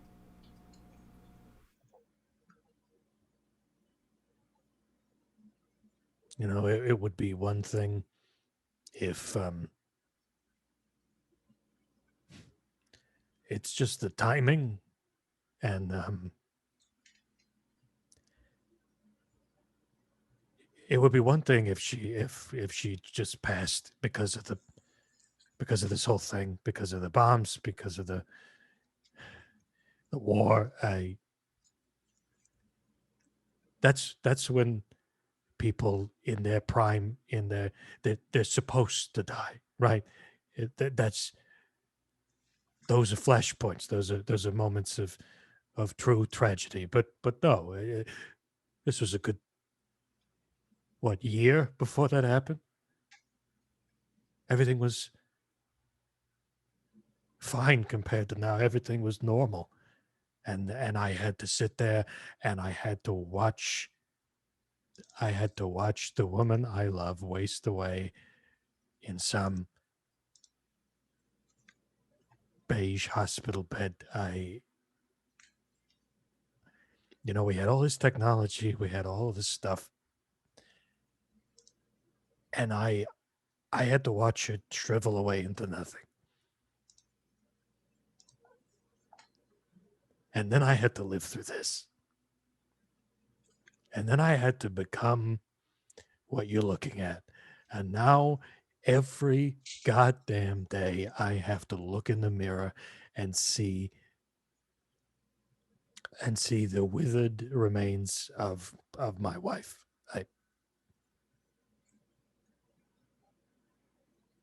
Look at me. I think the broodmother at that sort of raises a claw and says, I wasn't planning to reveal this side of myself, but do you mind if I try something? Have at it. So she very, very gingerly puts a tip of her claw on your temple. And then her eyes flash a golden color.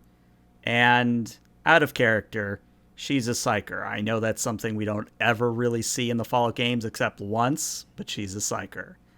And what she does is she takes a memory, a happy memory, from Dr. Worm's mind, and projects it as almost like a hologram in front of Dr. Worm. And it's a happy memory of his wife.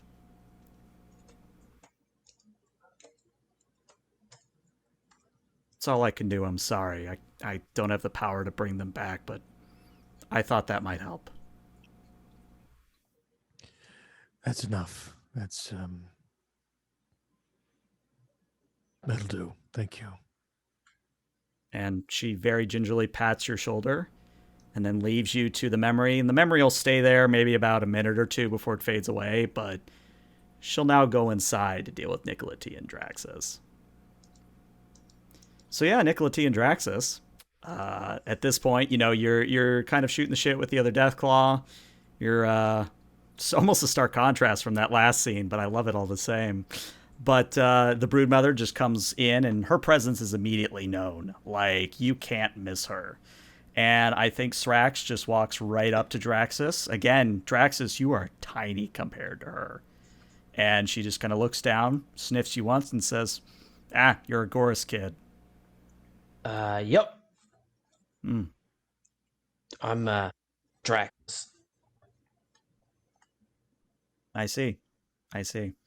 So, I don't want to be, what's the colloquialism, a dick, but why did you come here? I mean, obviously your friend Nicola T over there said it was about ammo and goods, but what drove you to come here?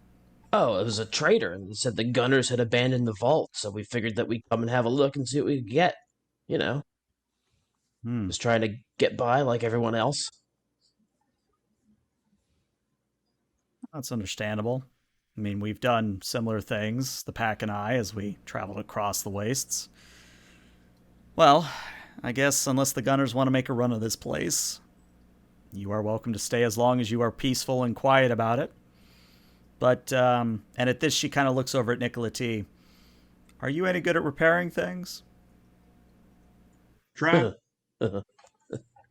Well, and she points a claw up the hallway to where those remains of turrets are. Mm-hmm. If you can get those up and running, I won't have to post as many guards outside. Nicola T stopped himself. Ma'am, I'm going to retract that statement. I'm terrible with electronics, but our comrade, a friend outside, he's actually halfway decent. I'll admit I'm a little intimidated because you're an imposing woman. Did you hear that, boys? He likes large women, and all the Deathclaw break out into laughter. And it's weird. Like, it's weird as shit. Like, a Deathclaw laughing. You may have gotten used to Draxus laughing, but this is like that unnerving, like, ugh. With that being said, ma'am, I would like to take some time after you've had as much time as you need to settle in, just to discuss a potential partnership. Tell you what, I like your deal from earlier. Go scout for us. Tell us what you see on the outskirts. Done. And then to Draxus. So, what's your relationship to the guy outside? Not the one I just sent, the other one. Oh, Doc Worm. I want to be friends with him, but he's very mean. You ever think he's trying to decompress in his own way? I mean, sure, fine. I mean, my way of decompressing is probably different from his, but I've noticed that he's maybe been a little down lately, and I tried to get him to talk about it, but he doesn't want to, so I don't want to press it, and then he threatens to shoot me in the spine with a 44. Did you try just listening? Yeah, I asked him if he wanted to talk about it. No, small one. I don't mean asking. I mean, did you just sit and wait for him to talk? No. I can see I'm going to have to teach you a lot. I mean, it's been my experience that if you want a human to talk to you, you have to ask them to talk to you. Yeah, I've got a lot of work with you. Chiss, I'm going to go find a room to settle down in. You're in charge until the other one comes back. And if Dr. Worm comes in, direct him towards the turrets if he's feeling up to it. And Chiss nods and says, yes, Broodmother, your will be done. And Srax exits stage left, deeper into the vault.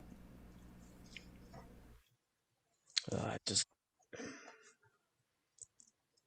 why I left California. It's all the your will be done stuff. And I think Chiss kind of smiles at you and says, oh, we're just being polite. We're not actually Enclave at all. Oh, really? Because all right, real talk. My mom grew up in that environment, and boy, did she like to give orders. I mean, the Broodmother is quite wise. It's actually uncanny. It's like she can read minds. Well, not my mom, buddy. I'll tell you right now. Don't get me wrong. You know, I love my mom, but I just cannot live with her.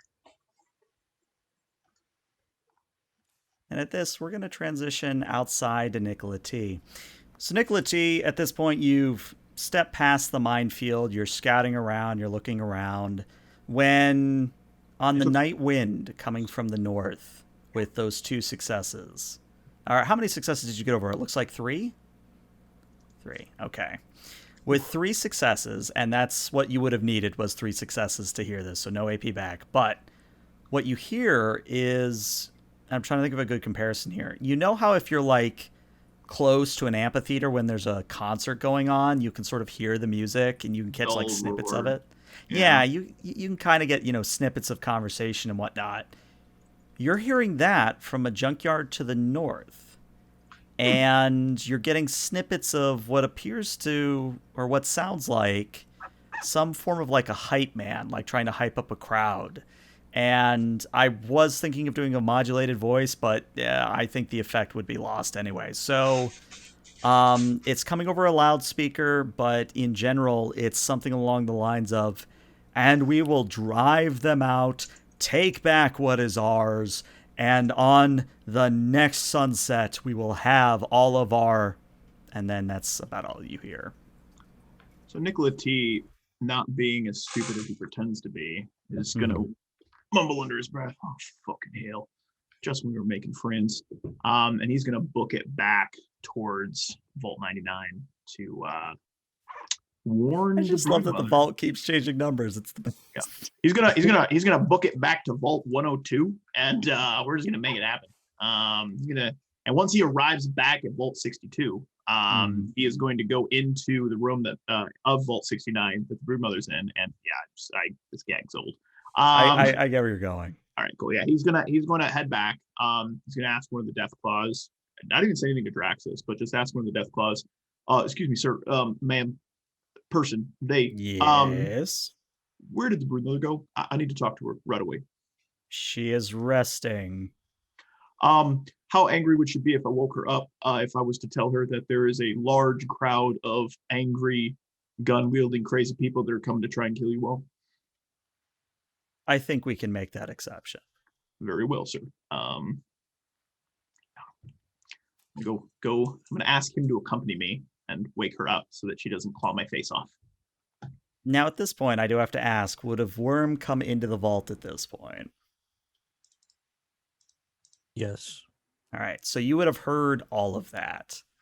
And I think Chiss kind of looks at Draxus, then looks at Dr. Worm and says, the Broodmother said to be very careful around you, Mr. Ghoul, but do you think you could fix those turrets over there?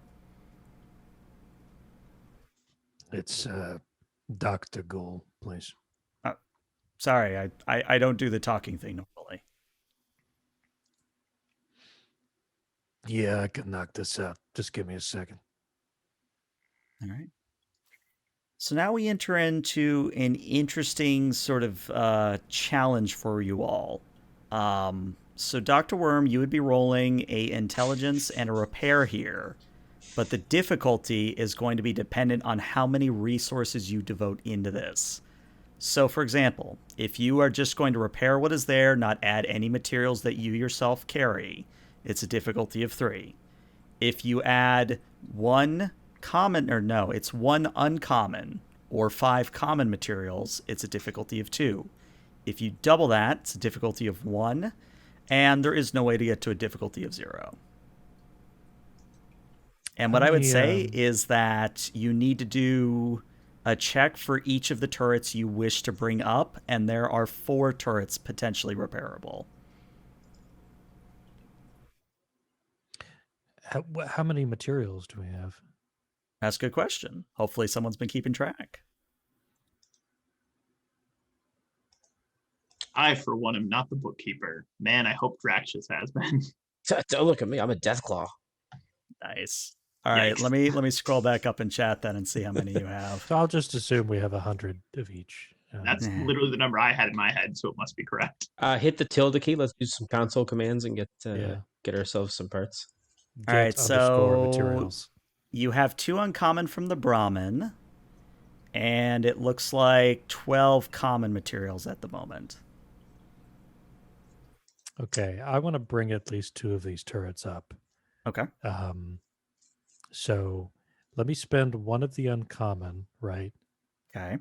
And you said 5? 5 common, yep. Yeah. To reduce the difficulty on 2 of the 2 checks down to 2, right? Sounds fair. Okay. Now we have AP, right? Let's see. You do have a lot of it, yes. How much do we have? We have If you 3 have currently. 5 at the moment?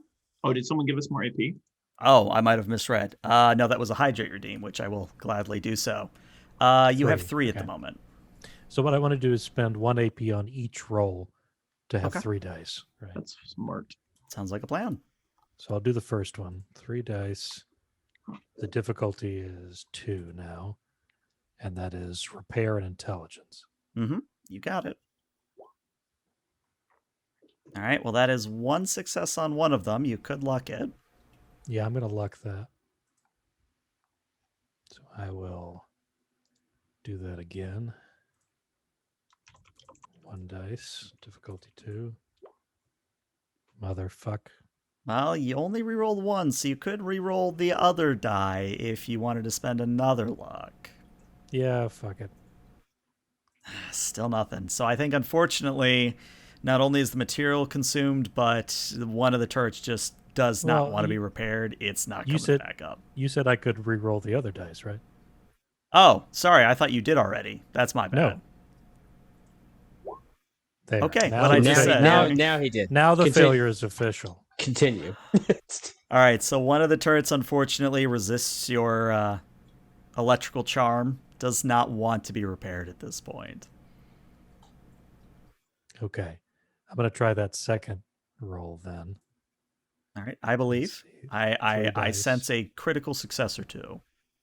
No, you. Oh, did you? Rolled. That's RNGesus. Why we wanted no complications. I'm going to spend another luck point to try to get rid of that complication. Surely he can't roll another, right? Stop it. Okay, there you go. There's your 2. All right, so you get 1 turret. Oh, somebody's getting a call. You get 1 turret up and operational, and what I would say is, Dr. Worm, I'm going to actually give you access to a special macro, because I think you know what's coming, and that machine gun turret is going to fall under your purview and your rolling. Okay. But yeah, I think Wolf is currently indisposed by work, so we'll give him a moment. So Draxus, what would you like to do? Obviously, you also heard that Nicola T has come with news that apparently there's some very angry gunners about to come your way. Well, here's a thought. Why don't we go hit them? Why? And Chiss kind of looks at you and goes, why would we give away a defensive position? Because fortune favors the bold. Is that like a pop culture thing? I mean, as much as there is a pop culture anymore. I don't know. I think it sounds dumb. Well, you'd probably get along really well with Dr. Worm. I mean, is he hitting that turret with a rock, saying something about Yeah, man's no, tools? don't. It's okay. Just like the methods are unorthodox, but you cannot argue with the results. Is it meant to be sparking like that? I really couldn't Oh, hey, say. look, I'm he not. got one running. I told you. Oh. It's fine. All right, look. If we want to just sort of hunker down and turtle up, we can absolutely do that. But I'm just saying that if they come busted in here with whatever they've got left, there's going to be some damage. And at this, we're going to switch over to Nicola T. As you've been escorted into the room that the Broodmother has claimed, and probably no surprise, it's the Overseer's suite. So she's a little bit grumpy when she wakes up. She kind of grumbles and snarls a little bit, but after a moment, she kind of composes herself and says, "All right, explain it to me again, what you heard." So, look, I didn't take the time to actually run over and look at the entire group of them because it sounded like they were on their way here. But I heard them say, "And we're going to drive," and I literally say verbatim what I heard.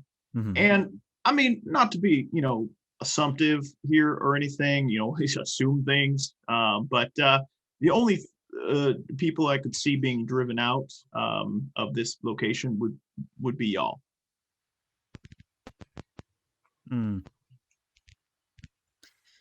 Then I suppose we are not going to sleep this night. We instead are going to march to war. So funny thing about war.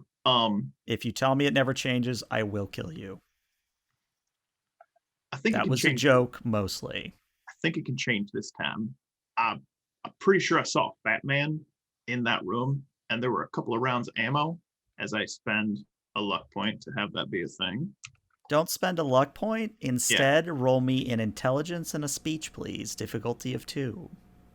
Can that be a charisma instead? Nope, it's got to be an intelligence here. And there's a very good reason for it. I don't like it. Can I spend a luck point to roll my luck instead? You could, yes. It's significantly better than my intelligence. I'm real dumb. All right, cool. So let's try that. Generic roller. This is a tag skill. You said speech? It is speech. Sweet. All right. This is actually going to be maybe okay. I'm going to give you an AP to roll 3 die because I really want to get this. I need to see 2 successes here. Plus 6. Come on. Oh, sweet baby Jesus. Come on now. Yes. You get your 2 successes. Very nice. It occurs to you, Nicola T, that the Gunners only really have an attachment to this place because of what you have in that room. You think... do I have to explain more, or do you see where I'm going with that? Nope. Explain it to me like I'm 5. All right. So, reasoning. They're here in the vault because it's a good place to store all their chems, booze, and weapons. Mm-hmm. They're angry because they lost access to their chem, booze, and weapons. Mm-hmm. Maybe, and this is just a crazy idea, if you gave all that back, they're still going to be mad, but stranger things have happened in the wasteland with people talking. That thought crosses my mind, and then I, under his breath, Nicola T says, "Nikki, shut the fuck up, idiot." And he's like, "Yeah, I mean, I think if we set up landmines here, and here, we set up the turrets defensive. I grab the Fat Man, go up, on the top side there. I can launch as they approach. I think we can just decimate them. Kind of like you guys act as the cavalry." And he's gonna pull out a book, Shinzu's Art of War. You're gonna start flipping to page 38. They're like, and if we do the pincer maneuver right here, and then he's gonna reach into another pocket and he's gonna pull out Roman like tactical maneuvers. And then if you guys you could act as a shield wall over here, and then he's on a tangent. think the Broodmother's highly amused by all of this, especially when you pull out fucking Art of War, just because you carry that around everywhere. It's never come up, but I mean, at this point, it just seems red. And then, so, I mean, page 36, just, yeah. Broodmother says, very well, we will act as your cavalry unit. I believe that you three, this will be a good test of your capabilities. It would also give my pack a chance to rest and recuperate just a little bit longer. I'm excited. Well, what are you standing here for? Go tell your friends. And Nicola T, like a schoolgirl, after the boy she likes just said, I like you too, is going to skip off and tell his friends about the upcoming war.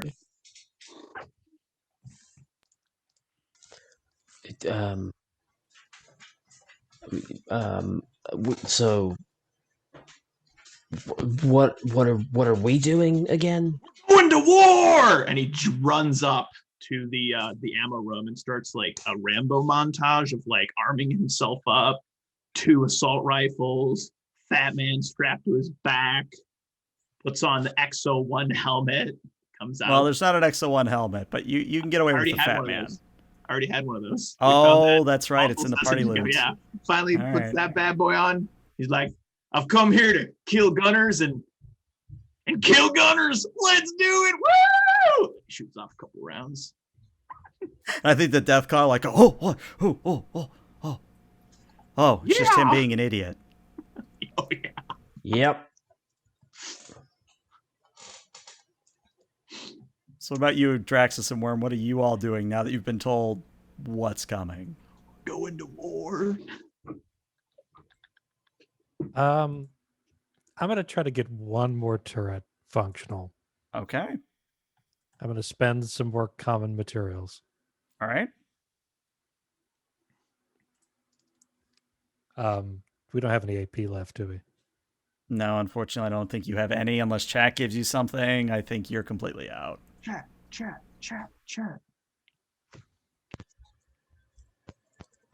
I don't know. We're waiting on chat. Hey, yes! You got one. I'll use the one then. Thank you. Thank you, chat. No, you just got 3. Oh, we got 4 of them now. There you go. Good job, chat. Wait, what? How many? You have 4 that you could spend right now. Okay, I'm going to spend 3 Hell yeah. to get another 2 dice. So I'm rolling 4 dice. There you go. That feels so meta to do that, but I don't love mind. it. I love it. And the difficulty is 2 because I spent the materials, right? You got it. Okay. And look at that. Not only do you... In fact, you know what I'm going to tell you? Keep your materials. With critical successes that much, let me count how many critical successes you actually got. Is it just the 1? Unless you have a repair of... No, you have a repair of 2. So that is 4 successes, which means you get 2 AP back. Yeah, keep your materials, and you now have 2 functioning turrets. And it is at this point that I probably should show you all the Pseudo Battle Map. Now, this is one of the reasons I wish I maybe had a room on the screen to show the battle map. Because I think there's been a lot of questions in the community about what zones mean in context of combat, and a lot of people are having issues sort of visualizing what the zones mean. So I'm going to do my best to describe them in a narrative fashion, but just know that if you're like listening in or if you're watching right now, there's something you're not seeing, and I'm doing my best to sort of bridge that gap, but bear with us.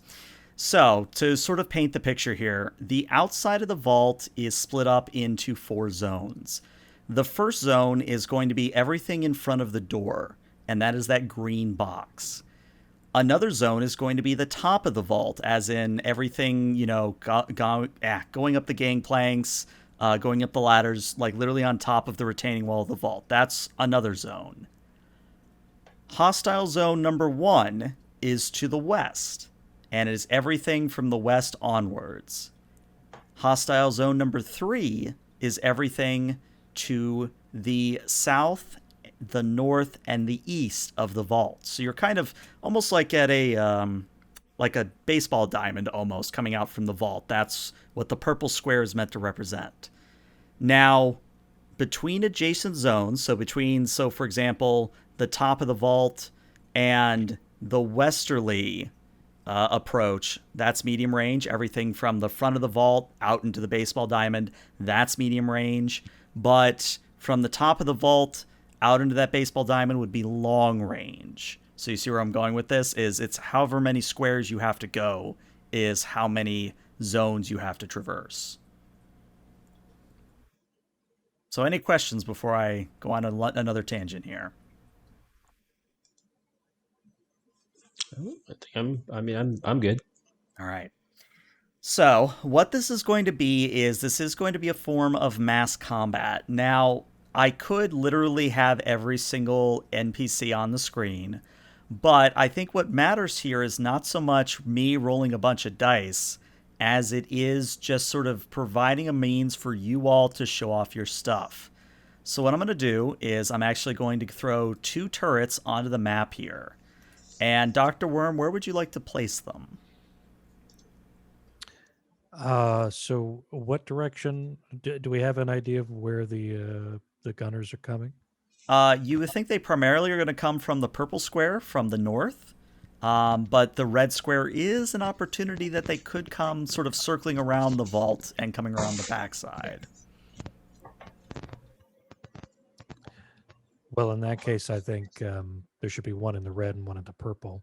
One in the red, one in the cover purple. a kind of to try to make as as full an arc in front of the vault as possible. All right. The other thing I would say is that you did leave 2 landmines currently operational. So that will also play into things. And that's what I meant earlier during the break where you guys may have, shot yourselves in the foot. Yeah, if you'd left more mines, it would have... Explosion looked cool. It was worth it. Like, don't even... Oh, I love it. All right, so the way this is, again, going to work is it's going to be more of a narrative fashion, but we are going to now enter into turn order. And what that's going to mean is you're sort of squinting in the distance, and you see 2 assaultrons and 2 gunners approaching your current position. Now, the good news is that the machine gun turret will get at least 1 attack of opportunity before we go into pure initiative order here. So, Dr. Worm, I believe you have the honor of pushing the button. Well, I would have to add the button. There's the button now. I will now press the button. That is significant.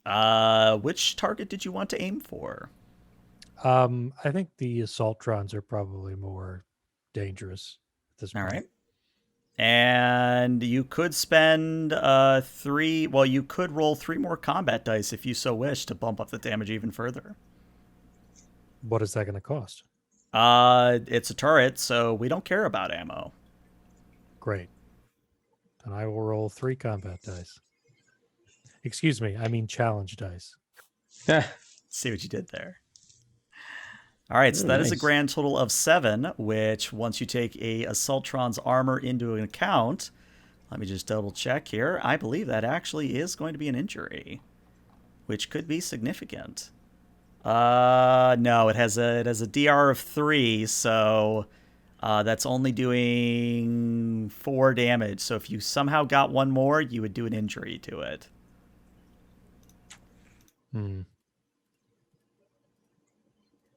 I don't think there's any means for me to... I mean, I don't have any luck points left, so... If you don't have any luck points left, yeah, that would be how you'd have to do it.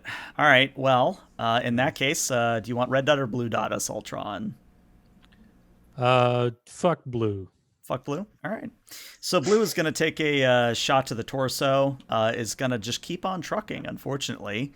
And now we're going to enter into pure initiative order. So, Nicola T., you are up first here. Right, so real talk, what was I able to scavenge? I know I had my little Rambo montage. I really would love to have a sniper rifle.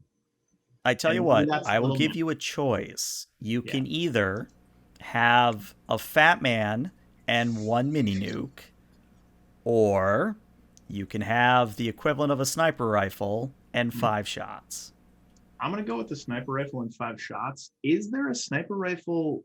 That's what am frantically looking up right now. I know. I've been looking too, and I was like, there's gotta be, because there's a 50 cal ammunition, but for the life of me, I think what it might be is is it the Gauss rifle? no, because the Gauss rifle doesn't use 50. All right, give us a moment, Chad, as we look this up, because this is a very important thing to decide. Like, I feel real dumb. Like, am I missing something? Like, I don't know. Maybe it's a mod. You know what? Now I have to think. Yeah, I think Chad's right. I think it's a mod you have to put on the barrel. Okay. That's what it is. So here it is. So it's a 50 cal receiver. Okay. And it's on the hunting rifle. Yep, Chad's right. It's on the hunting rifle, and it is something you would have to do. Okay. Could they have had one? I will give you the one, and what I'm going to tell you is the damage is 8 combat dice. It does have vicious, but the caveat here is that firing it is going to, if you fire all 5 rounds, you're going to have to repair it from scratch again. So it's not a very stable gun, but it's a gun all the same. That's totally, so I imagine there was a moment where Nicola was like looking at the fat man, looking at the rifle, and he was like, well, I can nuke people. I could also shoot their heads off, but I can nuke people. I'm going to shoot their heads off. And like, he made that choice. And then, went up to the top, bipod, laid out a little mat, got all ready, a pair of binoculars. All right, cool. He is actually, so I would assume that's a long range weapon, right? It is. It most definitely is. Scope and everything. Does scope like reduce the difficulty or anything? That's a good question. It will gain accurate, which means that if you aim, as in not aim for a specific part, but just aim in general, you could re-roll one of those D20s. Nice. I wish to aim at the head of one of the guys. Okay. I'm going to go for Gunner Green. All right. So if you are specifically aiming for the head, that is going to be a difficulty of, I believe, a 2 in this instance. Perfect. I have spend AP, and Nicola T is just going to just like he's got it. Oh, hold on. I knew I forgot something. I specifically put in music for this very occasion. All right, carry on.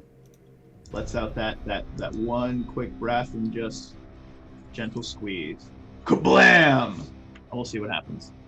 3, special 9, and this is a small gun skill, which I didn't realize. Yeah, it's kind of broken a little bit, just a little bit. It's 3 successes, so that's actually 5 successes. 5 successes, so you get 3 AP back. Very nice. Yeah. And I am not going to spend the extra ammo because I think 8's a little overkill anyway. But let's see what happens.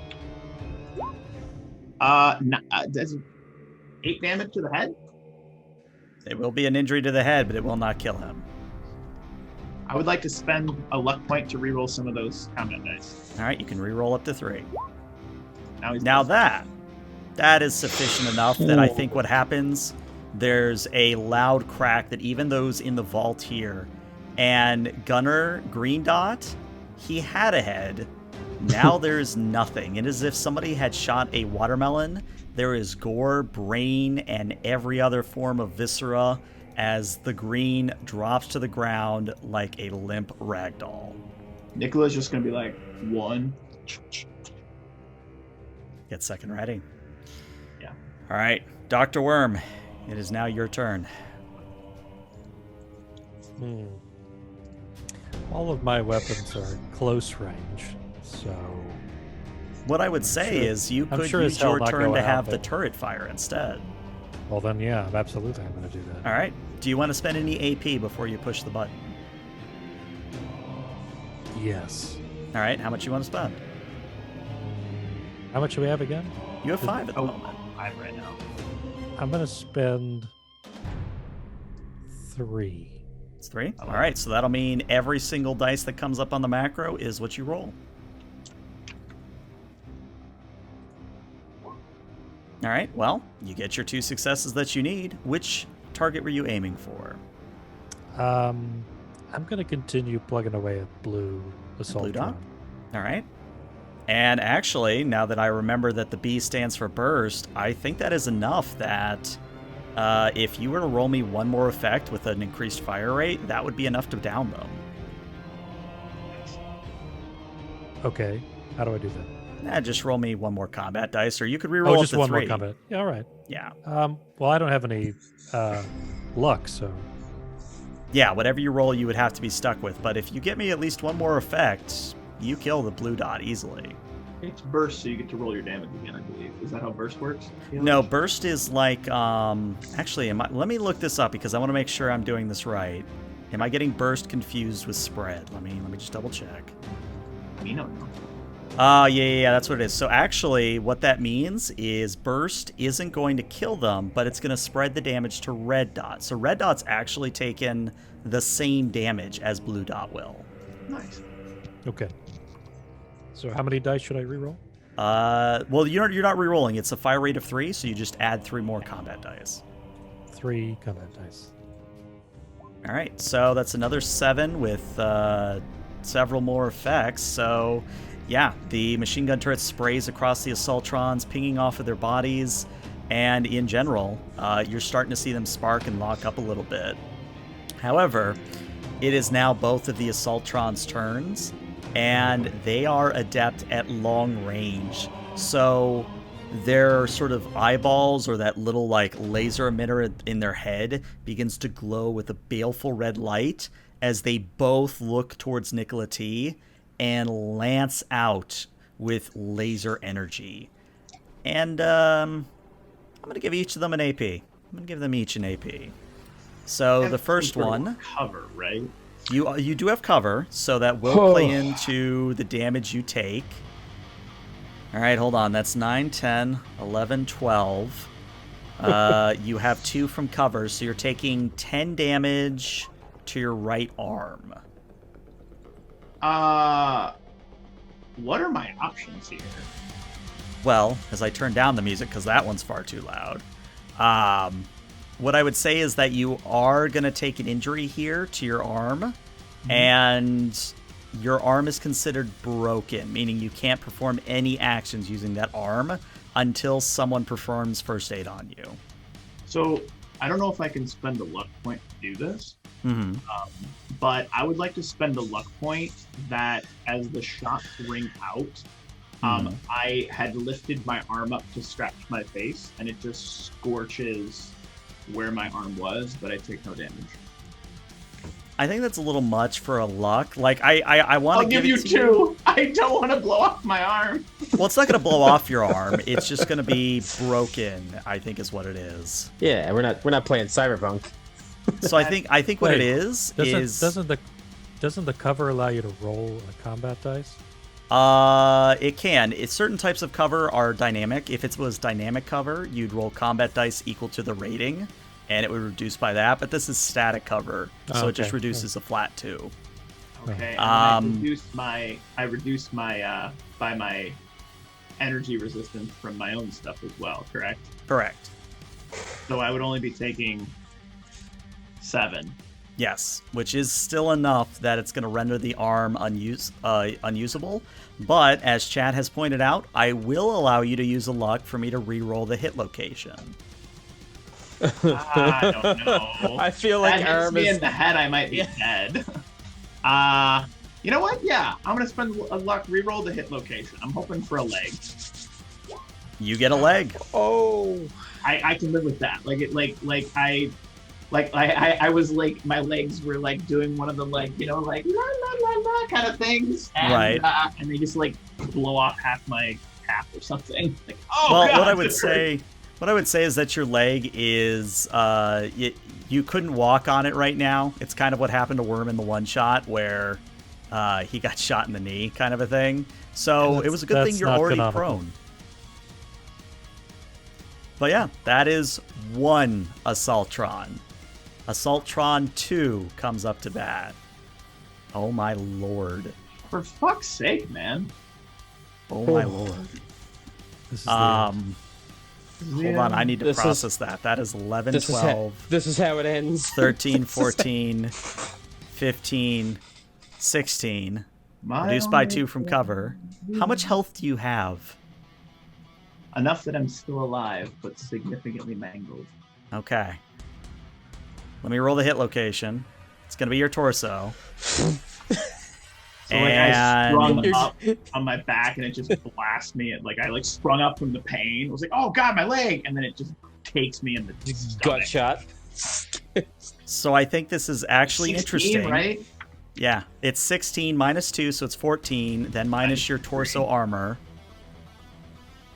Energy resistance. So that's It good. is. So I went from 22 HP to 4. Okay.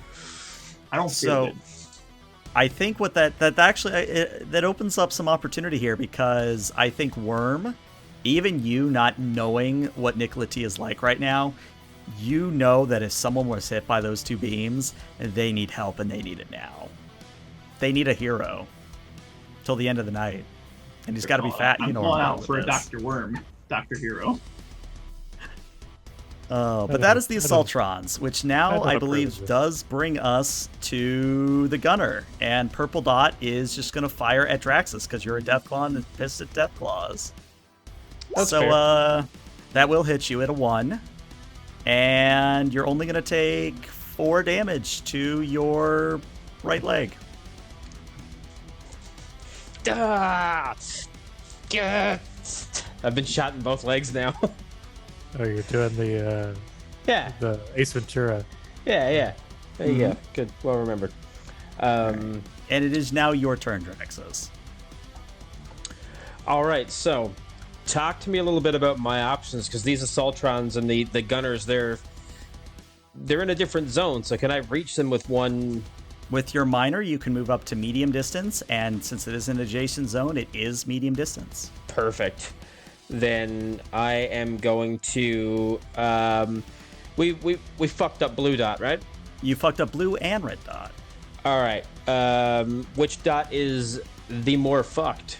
They're actually equally fucked, because that is the ability of the machine gun turret, is burst. Wonderful.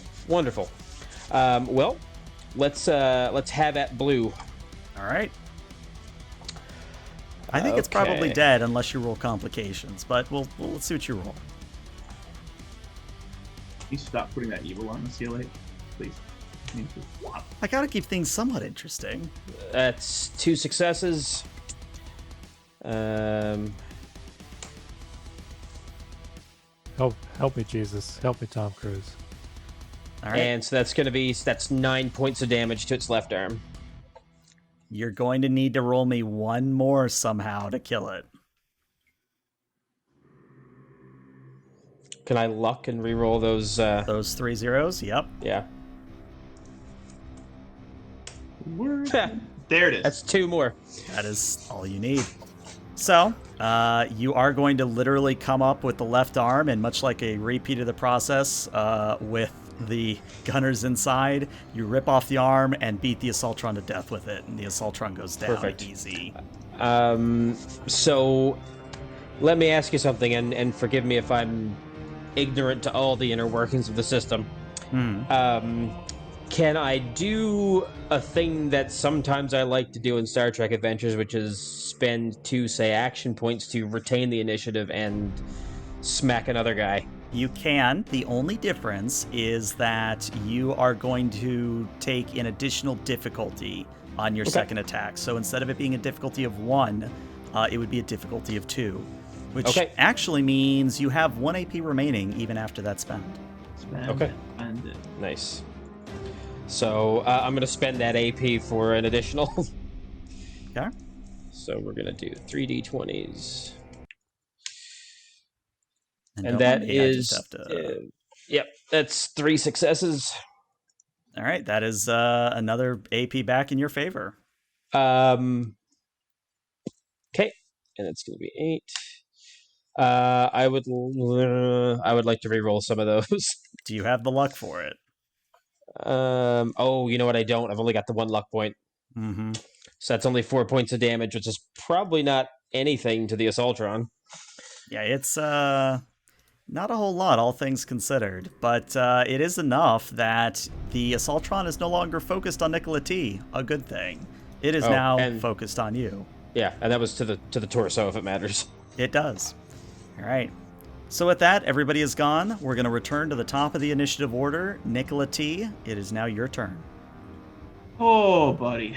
That really hurt. I'm gonna shoot the other gunner as I cough up blood. Mm-hmm. And I'm gonna spend that action point that we got, and I'm gonna roll 3 die to hopefully get us some more action points. And that is 9 plus 60. Come on, baby. That is enough That to hit is them. 3 successes, so that's 2 action points back. Mm-hmm. And it was 8 combat dice. 8, vicious 1. Oh, baby, come on. 6, 7, 8, 9 damage. All right. And again, they have... I'm going to need 3 more damage. I need 3 more damage somehow. I was... You know how much more? I need 3 more. Do you have any luck? I do. I have 1 more, and I'm going to spend it, because I don't want this guy to be alive. Please, come on. Yes! Oh. He is chunky salsa. And go ahead and, unless you were aiming for the head, go ahead and roll the hit location. No, because I wanted to get the extra die. Right leg. It blows right leg off. Yeah, you blow his right leg off, and it happens so that he trips forward and cascades, like tumbling over himself. But by the time his body comes to a stop, his eyes are stone cold dead. He is no longer in the land of the living. Not as good at aiming now because I'm trying not to die. Which, funny thing you say that. Technically, I looked up the injury. You are going to take 2 challenge dice worth of damage here. Oh boy. So, this Might ignores all resistances. That's fair. We might actually have to look up how to do dying rolls. Okay, you're only Nope. taking 2. Nope. Only 2. Still up! Still up. I've coughed up both of my lungs, but I put 1 back in. Fine. Now, as a free action, would you like to maybe entice Dr. Worm? I am too fucked up to think about not being fucked up. If he wants to come and save me, that's on him. All right. With all the noise and everything going on, would I even be aware? I think you know that if he was hit by those 2 laser blasts, he's going to need help. I let out a blood-curdling scream of pain. That too. There was that. Oh, sure. It is your turn, though, Dr. Worm, so big decision here. Then I guess I will retreat to blue square, blue rectangle. Mm-hmm. You'll run up the gangplank, and you see a Nicola T quite literally bleeding out in front of you. And I won't say anything. I'll just move up and try to administer aid as best as I can. So... All right. Now for this, I am going to look up so that we do it right, but I believe since he has 2 injuries, you're looking at a first aid at a difficulty of 2 here. I'm not doing well, Doc. I want my mom. I want to go So home. I've got... Just shut up and let me work. I'm gonna... Yeah. And what I would say actually is this test will allow you to ignore the penalties of a single injury. And it's going to be... I'm just reading the rules real quick here. So for this, you'd probably want to treat the torso injury because that's the thing that's doing the additional damage every round. But he still has that injury at the end of the day, so he's definitely going to need bed rest. Also, Chad has pointed out you do have lab coats, so... Oh, yeah, I'm aware.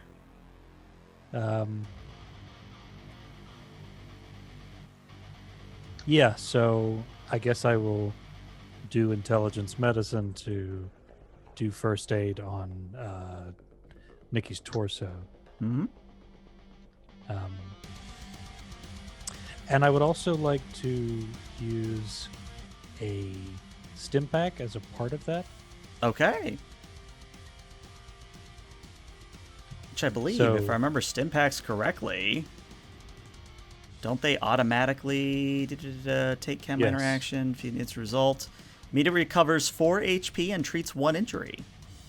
So you would only be at a difficulty of 1 to treat the remaining injury. Yes. So yeah, Nicola T, you get hit with a stim pack. You're up to 6 health. And then Dr. Worm, let's see what you roll. Yes. How many AP do we have currently? You just got 1 from chat. So you're up to 3. Okay, I'm spending all 3. All right. 4 dice. Difficulty 2, you said? Well, now 1, because you stim packed one of them away. Right. Okay. And that is significant. That is 3 successes with a complication. So I have good news and bad news. Which would you like first? Oh, stop it. Well, you're gonna give me both anyway, so let's not beat around the bush here. All right. Good news. Nicola T, he's treated your leg. It no longer hurts you. However, the complication is going to be that for the foreseeable future, you are unable to take the sprint action. In fact, when all this is said and done, should you come out the other side intact, you might have trouble walking for a time. You'll have to go through some therapy, but you're not losing the leg. That's good. Yikes. But yeah, he's basically just performed a minor medical miracle on you. Is there anything you want to say to one another before we go to the next person in the turn order? Thanks, Doc. Yeah, whatever. Yeah, that's on brand. That's Yikes. on brand. All right, well, up next is going to be the Gunners, but the Gunners are already all dead, which means the Assaultrons are up next. So Red Dot is going to tear into Draxus. I'm going to give them 2 AP, and let's see what we get. Didn't need it. So you're going to take a grand total of 7 damage to your right arm there, Draxus. Ow. Right. And then it is your turn. All right, you know what? Let's turn around and give it right back to him.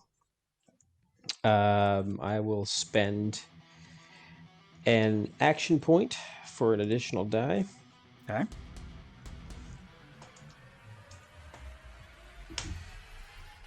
That is significant. You get 2 AP That back. is actually No, that is that is- 6 successes. So you get 5 AP back. You actually have Jesus. 1 floating. All right, and I'm gonna use his vicious. So all right, cool. And that is significant with your vicious to kill the Assaultron. So wave 1 falls. However, wave 2 now comes up. And at this point, you have seen and heard the other Deathclaw kind of leave the vault and have started fights of their own across this war-torn waste. But coming now from Red Box, you see another Assaultron and 3 Gunners. Which now means we come back to the top of the initiative order.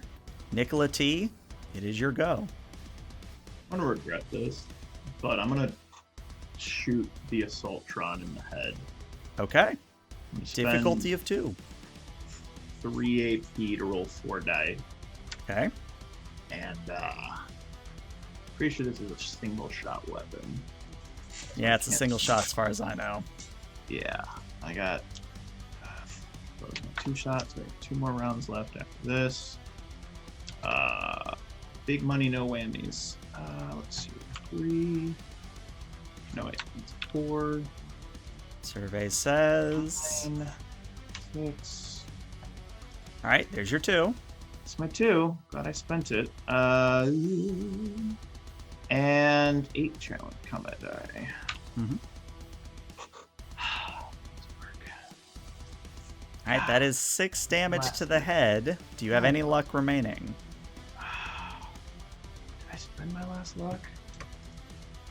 I'm pretty sure I spent my last luck. Alright. And I don't think I have any options here then. Okay. So, then you're going to shoot the Assaultron. The Assaultron, the bullet's just going to kind of ping off of its head. And we're going to go to Dr. Worm. You're up next. I'm gonna rush back to the turret at red and use that.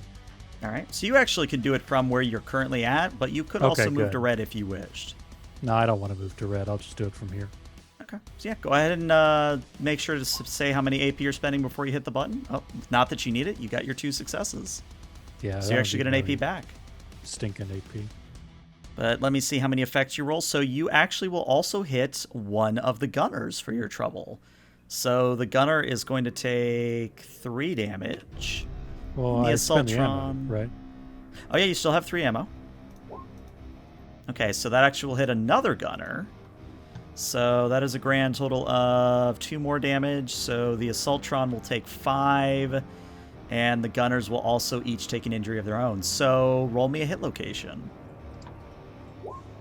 All right. So your machine gun turret that you repaired, the really feisty one that took a while to get working, it sprays across the incoming foes and eviscerates 2 of the gunner's right arms and also damages the Assaultron's left arm. So they've all taken an injury. They're not dead. They're definitely injured. Now, do you want to do anything else? You do have AP that you could take an additional action here. Yeah, actually, I will.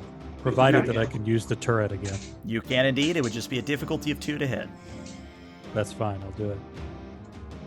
And yes, to answer chat, robots do take injuries. They just have like a different flavor to their injury. Spend the and thank you for the Nuka-Cola, by the way. Spend the extra the extra action point to roll extra die. Well, even if he did, I if you look, he didn't get any successes on that roll, unfortunately. All right, so I think what happens is the machine gun turret fires out again, but it just does not connect at all. Which now brings us to the heavy topic. The Assaultron is going to look between the turret and Draxus. The turret and Draxus. I'm going to do the diplomatic thing. I'm going to roll a D2. If I roll a 1, it's Draxus. If I roll a 2, it's the turret. It's the turret. The turret is down, unfortunately. The turret is completely destroyed by the laser blast. Which now means it is Draxus's turn before the gunners come up. Cool. So in this sort of abstraction here, does the red zone count as adjacent to the green for the purpose of this? It does, yes. Okay. So I'm going to use my miner to move over here, and I'm going to square up with the Assaultron. All right. Go fisticuffs, mano a mano. All right.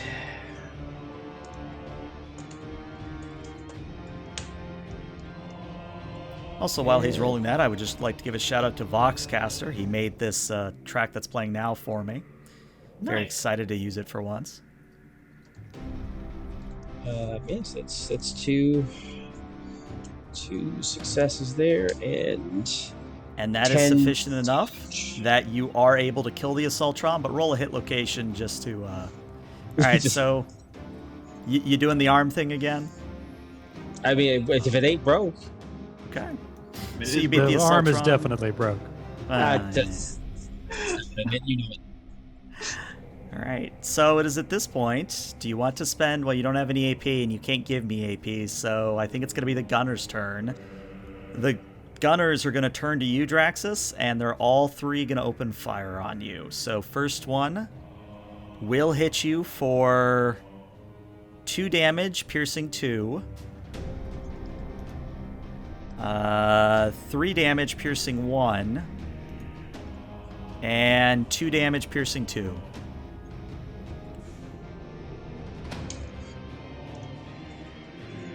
And all of that is going to be laser fire, if that matters. Nope, I have energy resistance as well as standard resistance all over my body, thanks to my scaly scales. Alrighty. In that case, we come to the top of the initiative order. Nicola T., it is your go. He whispers to himself, "I am become the angel of death," and racks another round. And he's going to aim for one of the gunner's heads and try to blow it off. And I'm going to give you a die. Okay. You know what? No, I'm just going to give you 1 die. Just give me the 1? Yeah. Just give me the 1. Yeah. I'm going to roll 3 dice. And I actually haven't been... been showing you guys how much. I only have, with the one you just gave me, I only have 2 remaining at the moment. I'm okay with that. That's fine. Don't need any. Boomski. All right, that is 3 successes, great. so you do get 1 action point back. Okay, and I'm shooting at his head, and please roll very well. Gosh, that's still 6 damage to the head. It is 6 damage to the head. They don't have any armor there, so they are going to get pinged in the head, but they're not going to go down. Okay, that's all I got. I tried. Now, Dr. Worm, I have to ask you a very, very important question at this point. Do you have any luck remaining? What do you think? I'm going to go with a no, maybe? Yeah, that's a big honking no there, Chief. That's a big fuck you. Yeah, no. All right. I use my character uses luck to make normal rolls, This is true. not to enhance regular rolls, but just to make them in the first place. It's the Fallout equivalent of dancing like nobody's watching. I tell It's you like what, a handicap in golf. I will offer you an honorable compromise. You're not going to just walk away, as funny as that would be. But I'll do this. Something very, very cool and good will happen. However, when it happens, you're going to have to spill the beans why you've been mopey to Nicola T. That is the compromise I will offer.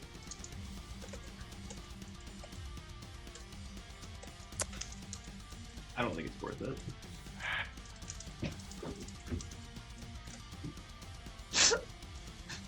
I'll Hard allow it. decision, I know. You'll allow it? I'll allow it. All right. So, Worm, when you raise your 44 as if to fire out, there's a sudden burst of light that comes from the vault entrance, and everybody turns to look. And what you see is the Broodmother Srax. And her form, already it was a white sort of scaled carapace that she had, but now sort of the interior ridges and lights are glowing with radiation, like with green sort of baleful glow. And in classic Godzilla fashion, she draws back a breath and then fires a literal laser made of pure radiation at the gunners. And I'm not going to roll for it because you agreed to the compromise. The gunners melt from the radiation, like quite literally just dissolve into nothingness. And at this point, between the remaining gun turret, the remaining mines, the Deathclaws that are on the field, the gunners are beaten and bruised. They are battered. You've won this day, or rather night. But it has come at a cost. And I think that cost, as our final scene, is between Nicola T and Dr. Worm. If she could do that the whole time, what the fuck she got me up here with a rifle getting shot in the fucking leg and this stupid... God, I'm in so much pain. You'll be fine. You'll be able to walk it off. And besides, if you wake a woman from sleeping, that's, you're really playing with fire there. Slowly picking himself up and kind of getting to a sitting position, he leans on the rifle, clutching his stomach, that Dr. Worm somehow magically stitched back together. All right, maybe this isn't the right time, but what the fuck's been going on with you today, man?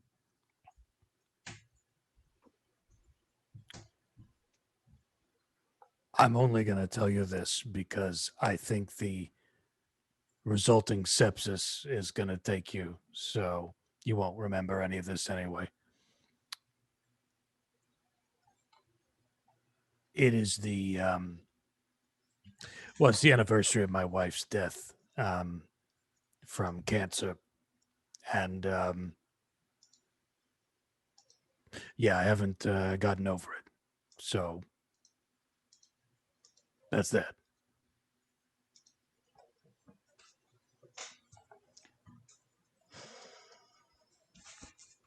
I understand. We'll be here for you regardless of how you're feeling. And thank you for telling me. Now I'm gonna go crawl inside this vault and probably die of sepsis. Have a good night, Dr. Ward. I'll gingerly pat him on the shoulder and hobble inside the vault. And that is where we're going to end tonight's session. So yeah, what did you guys think? Super high stakes. That was fun. Mm-hmm. Got shot up quite a bit. Mm-hmm. I enjoy combat a lot, and that was a fun fight. Like I don't know, you gave me like I was pushing the limits of meta here, but like I really wanted to be a sniper on a roof, and you let me be a sniper on a roof, and it was so much fun. Yeah, it was cool. I do want to give a shout out to Hex there with the good. That was everybody give Hex a round of applause there in chat. I think that was good stuff. That was some deep shit. Yep, that was phenomenal. I didn't care for it personally, but There we go. That's what I was waiting for the whole night. Yeah. Guy. Oh Lord. All right. Well, this is where I'm going to end the recording for YouTube, but Twitch stick around because we're going to raid somebody. But YouTube, we'll see you later.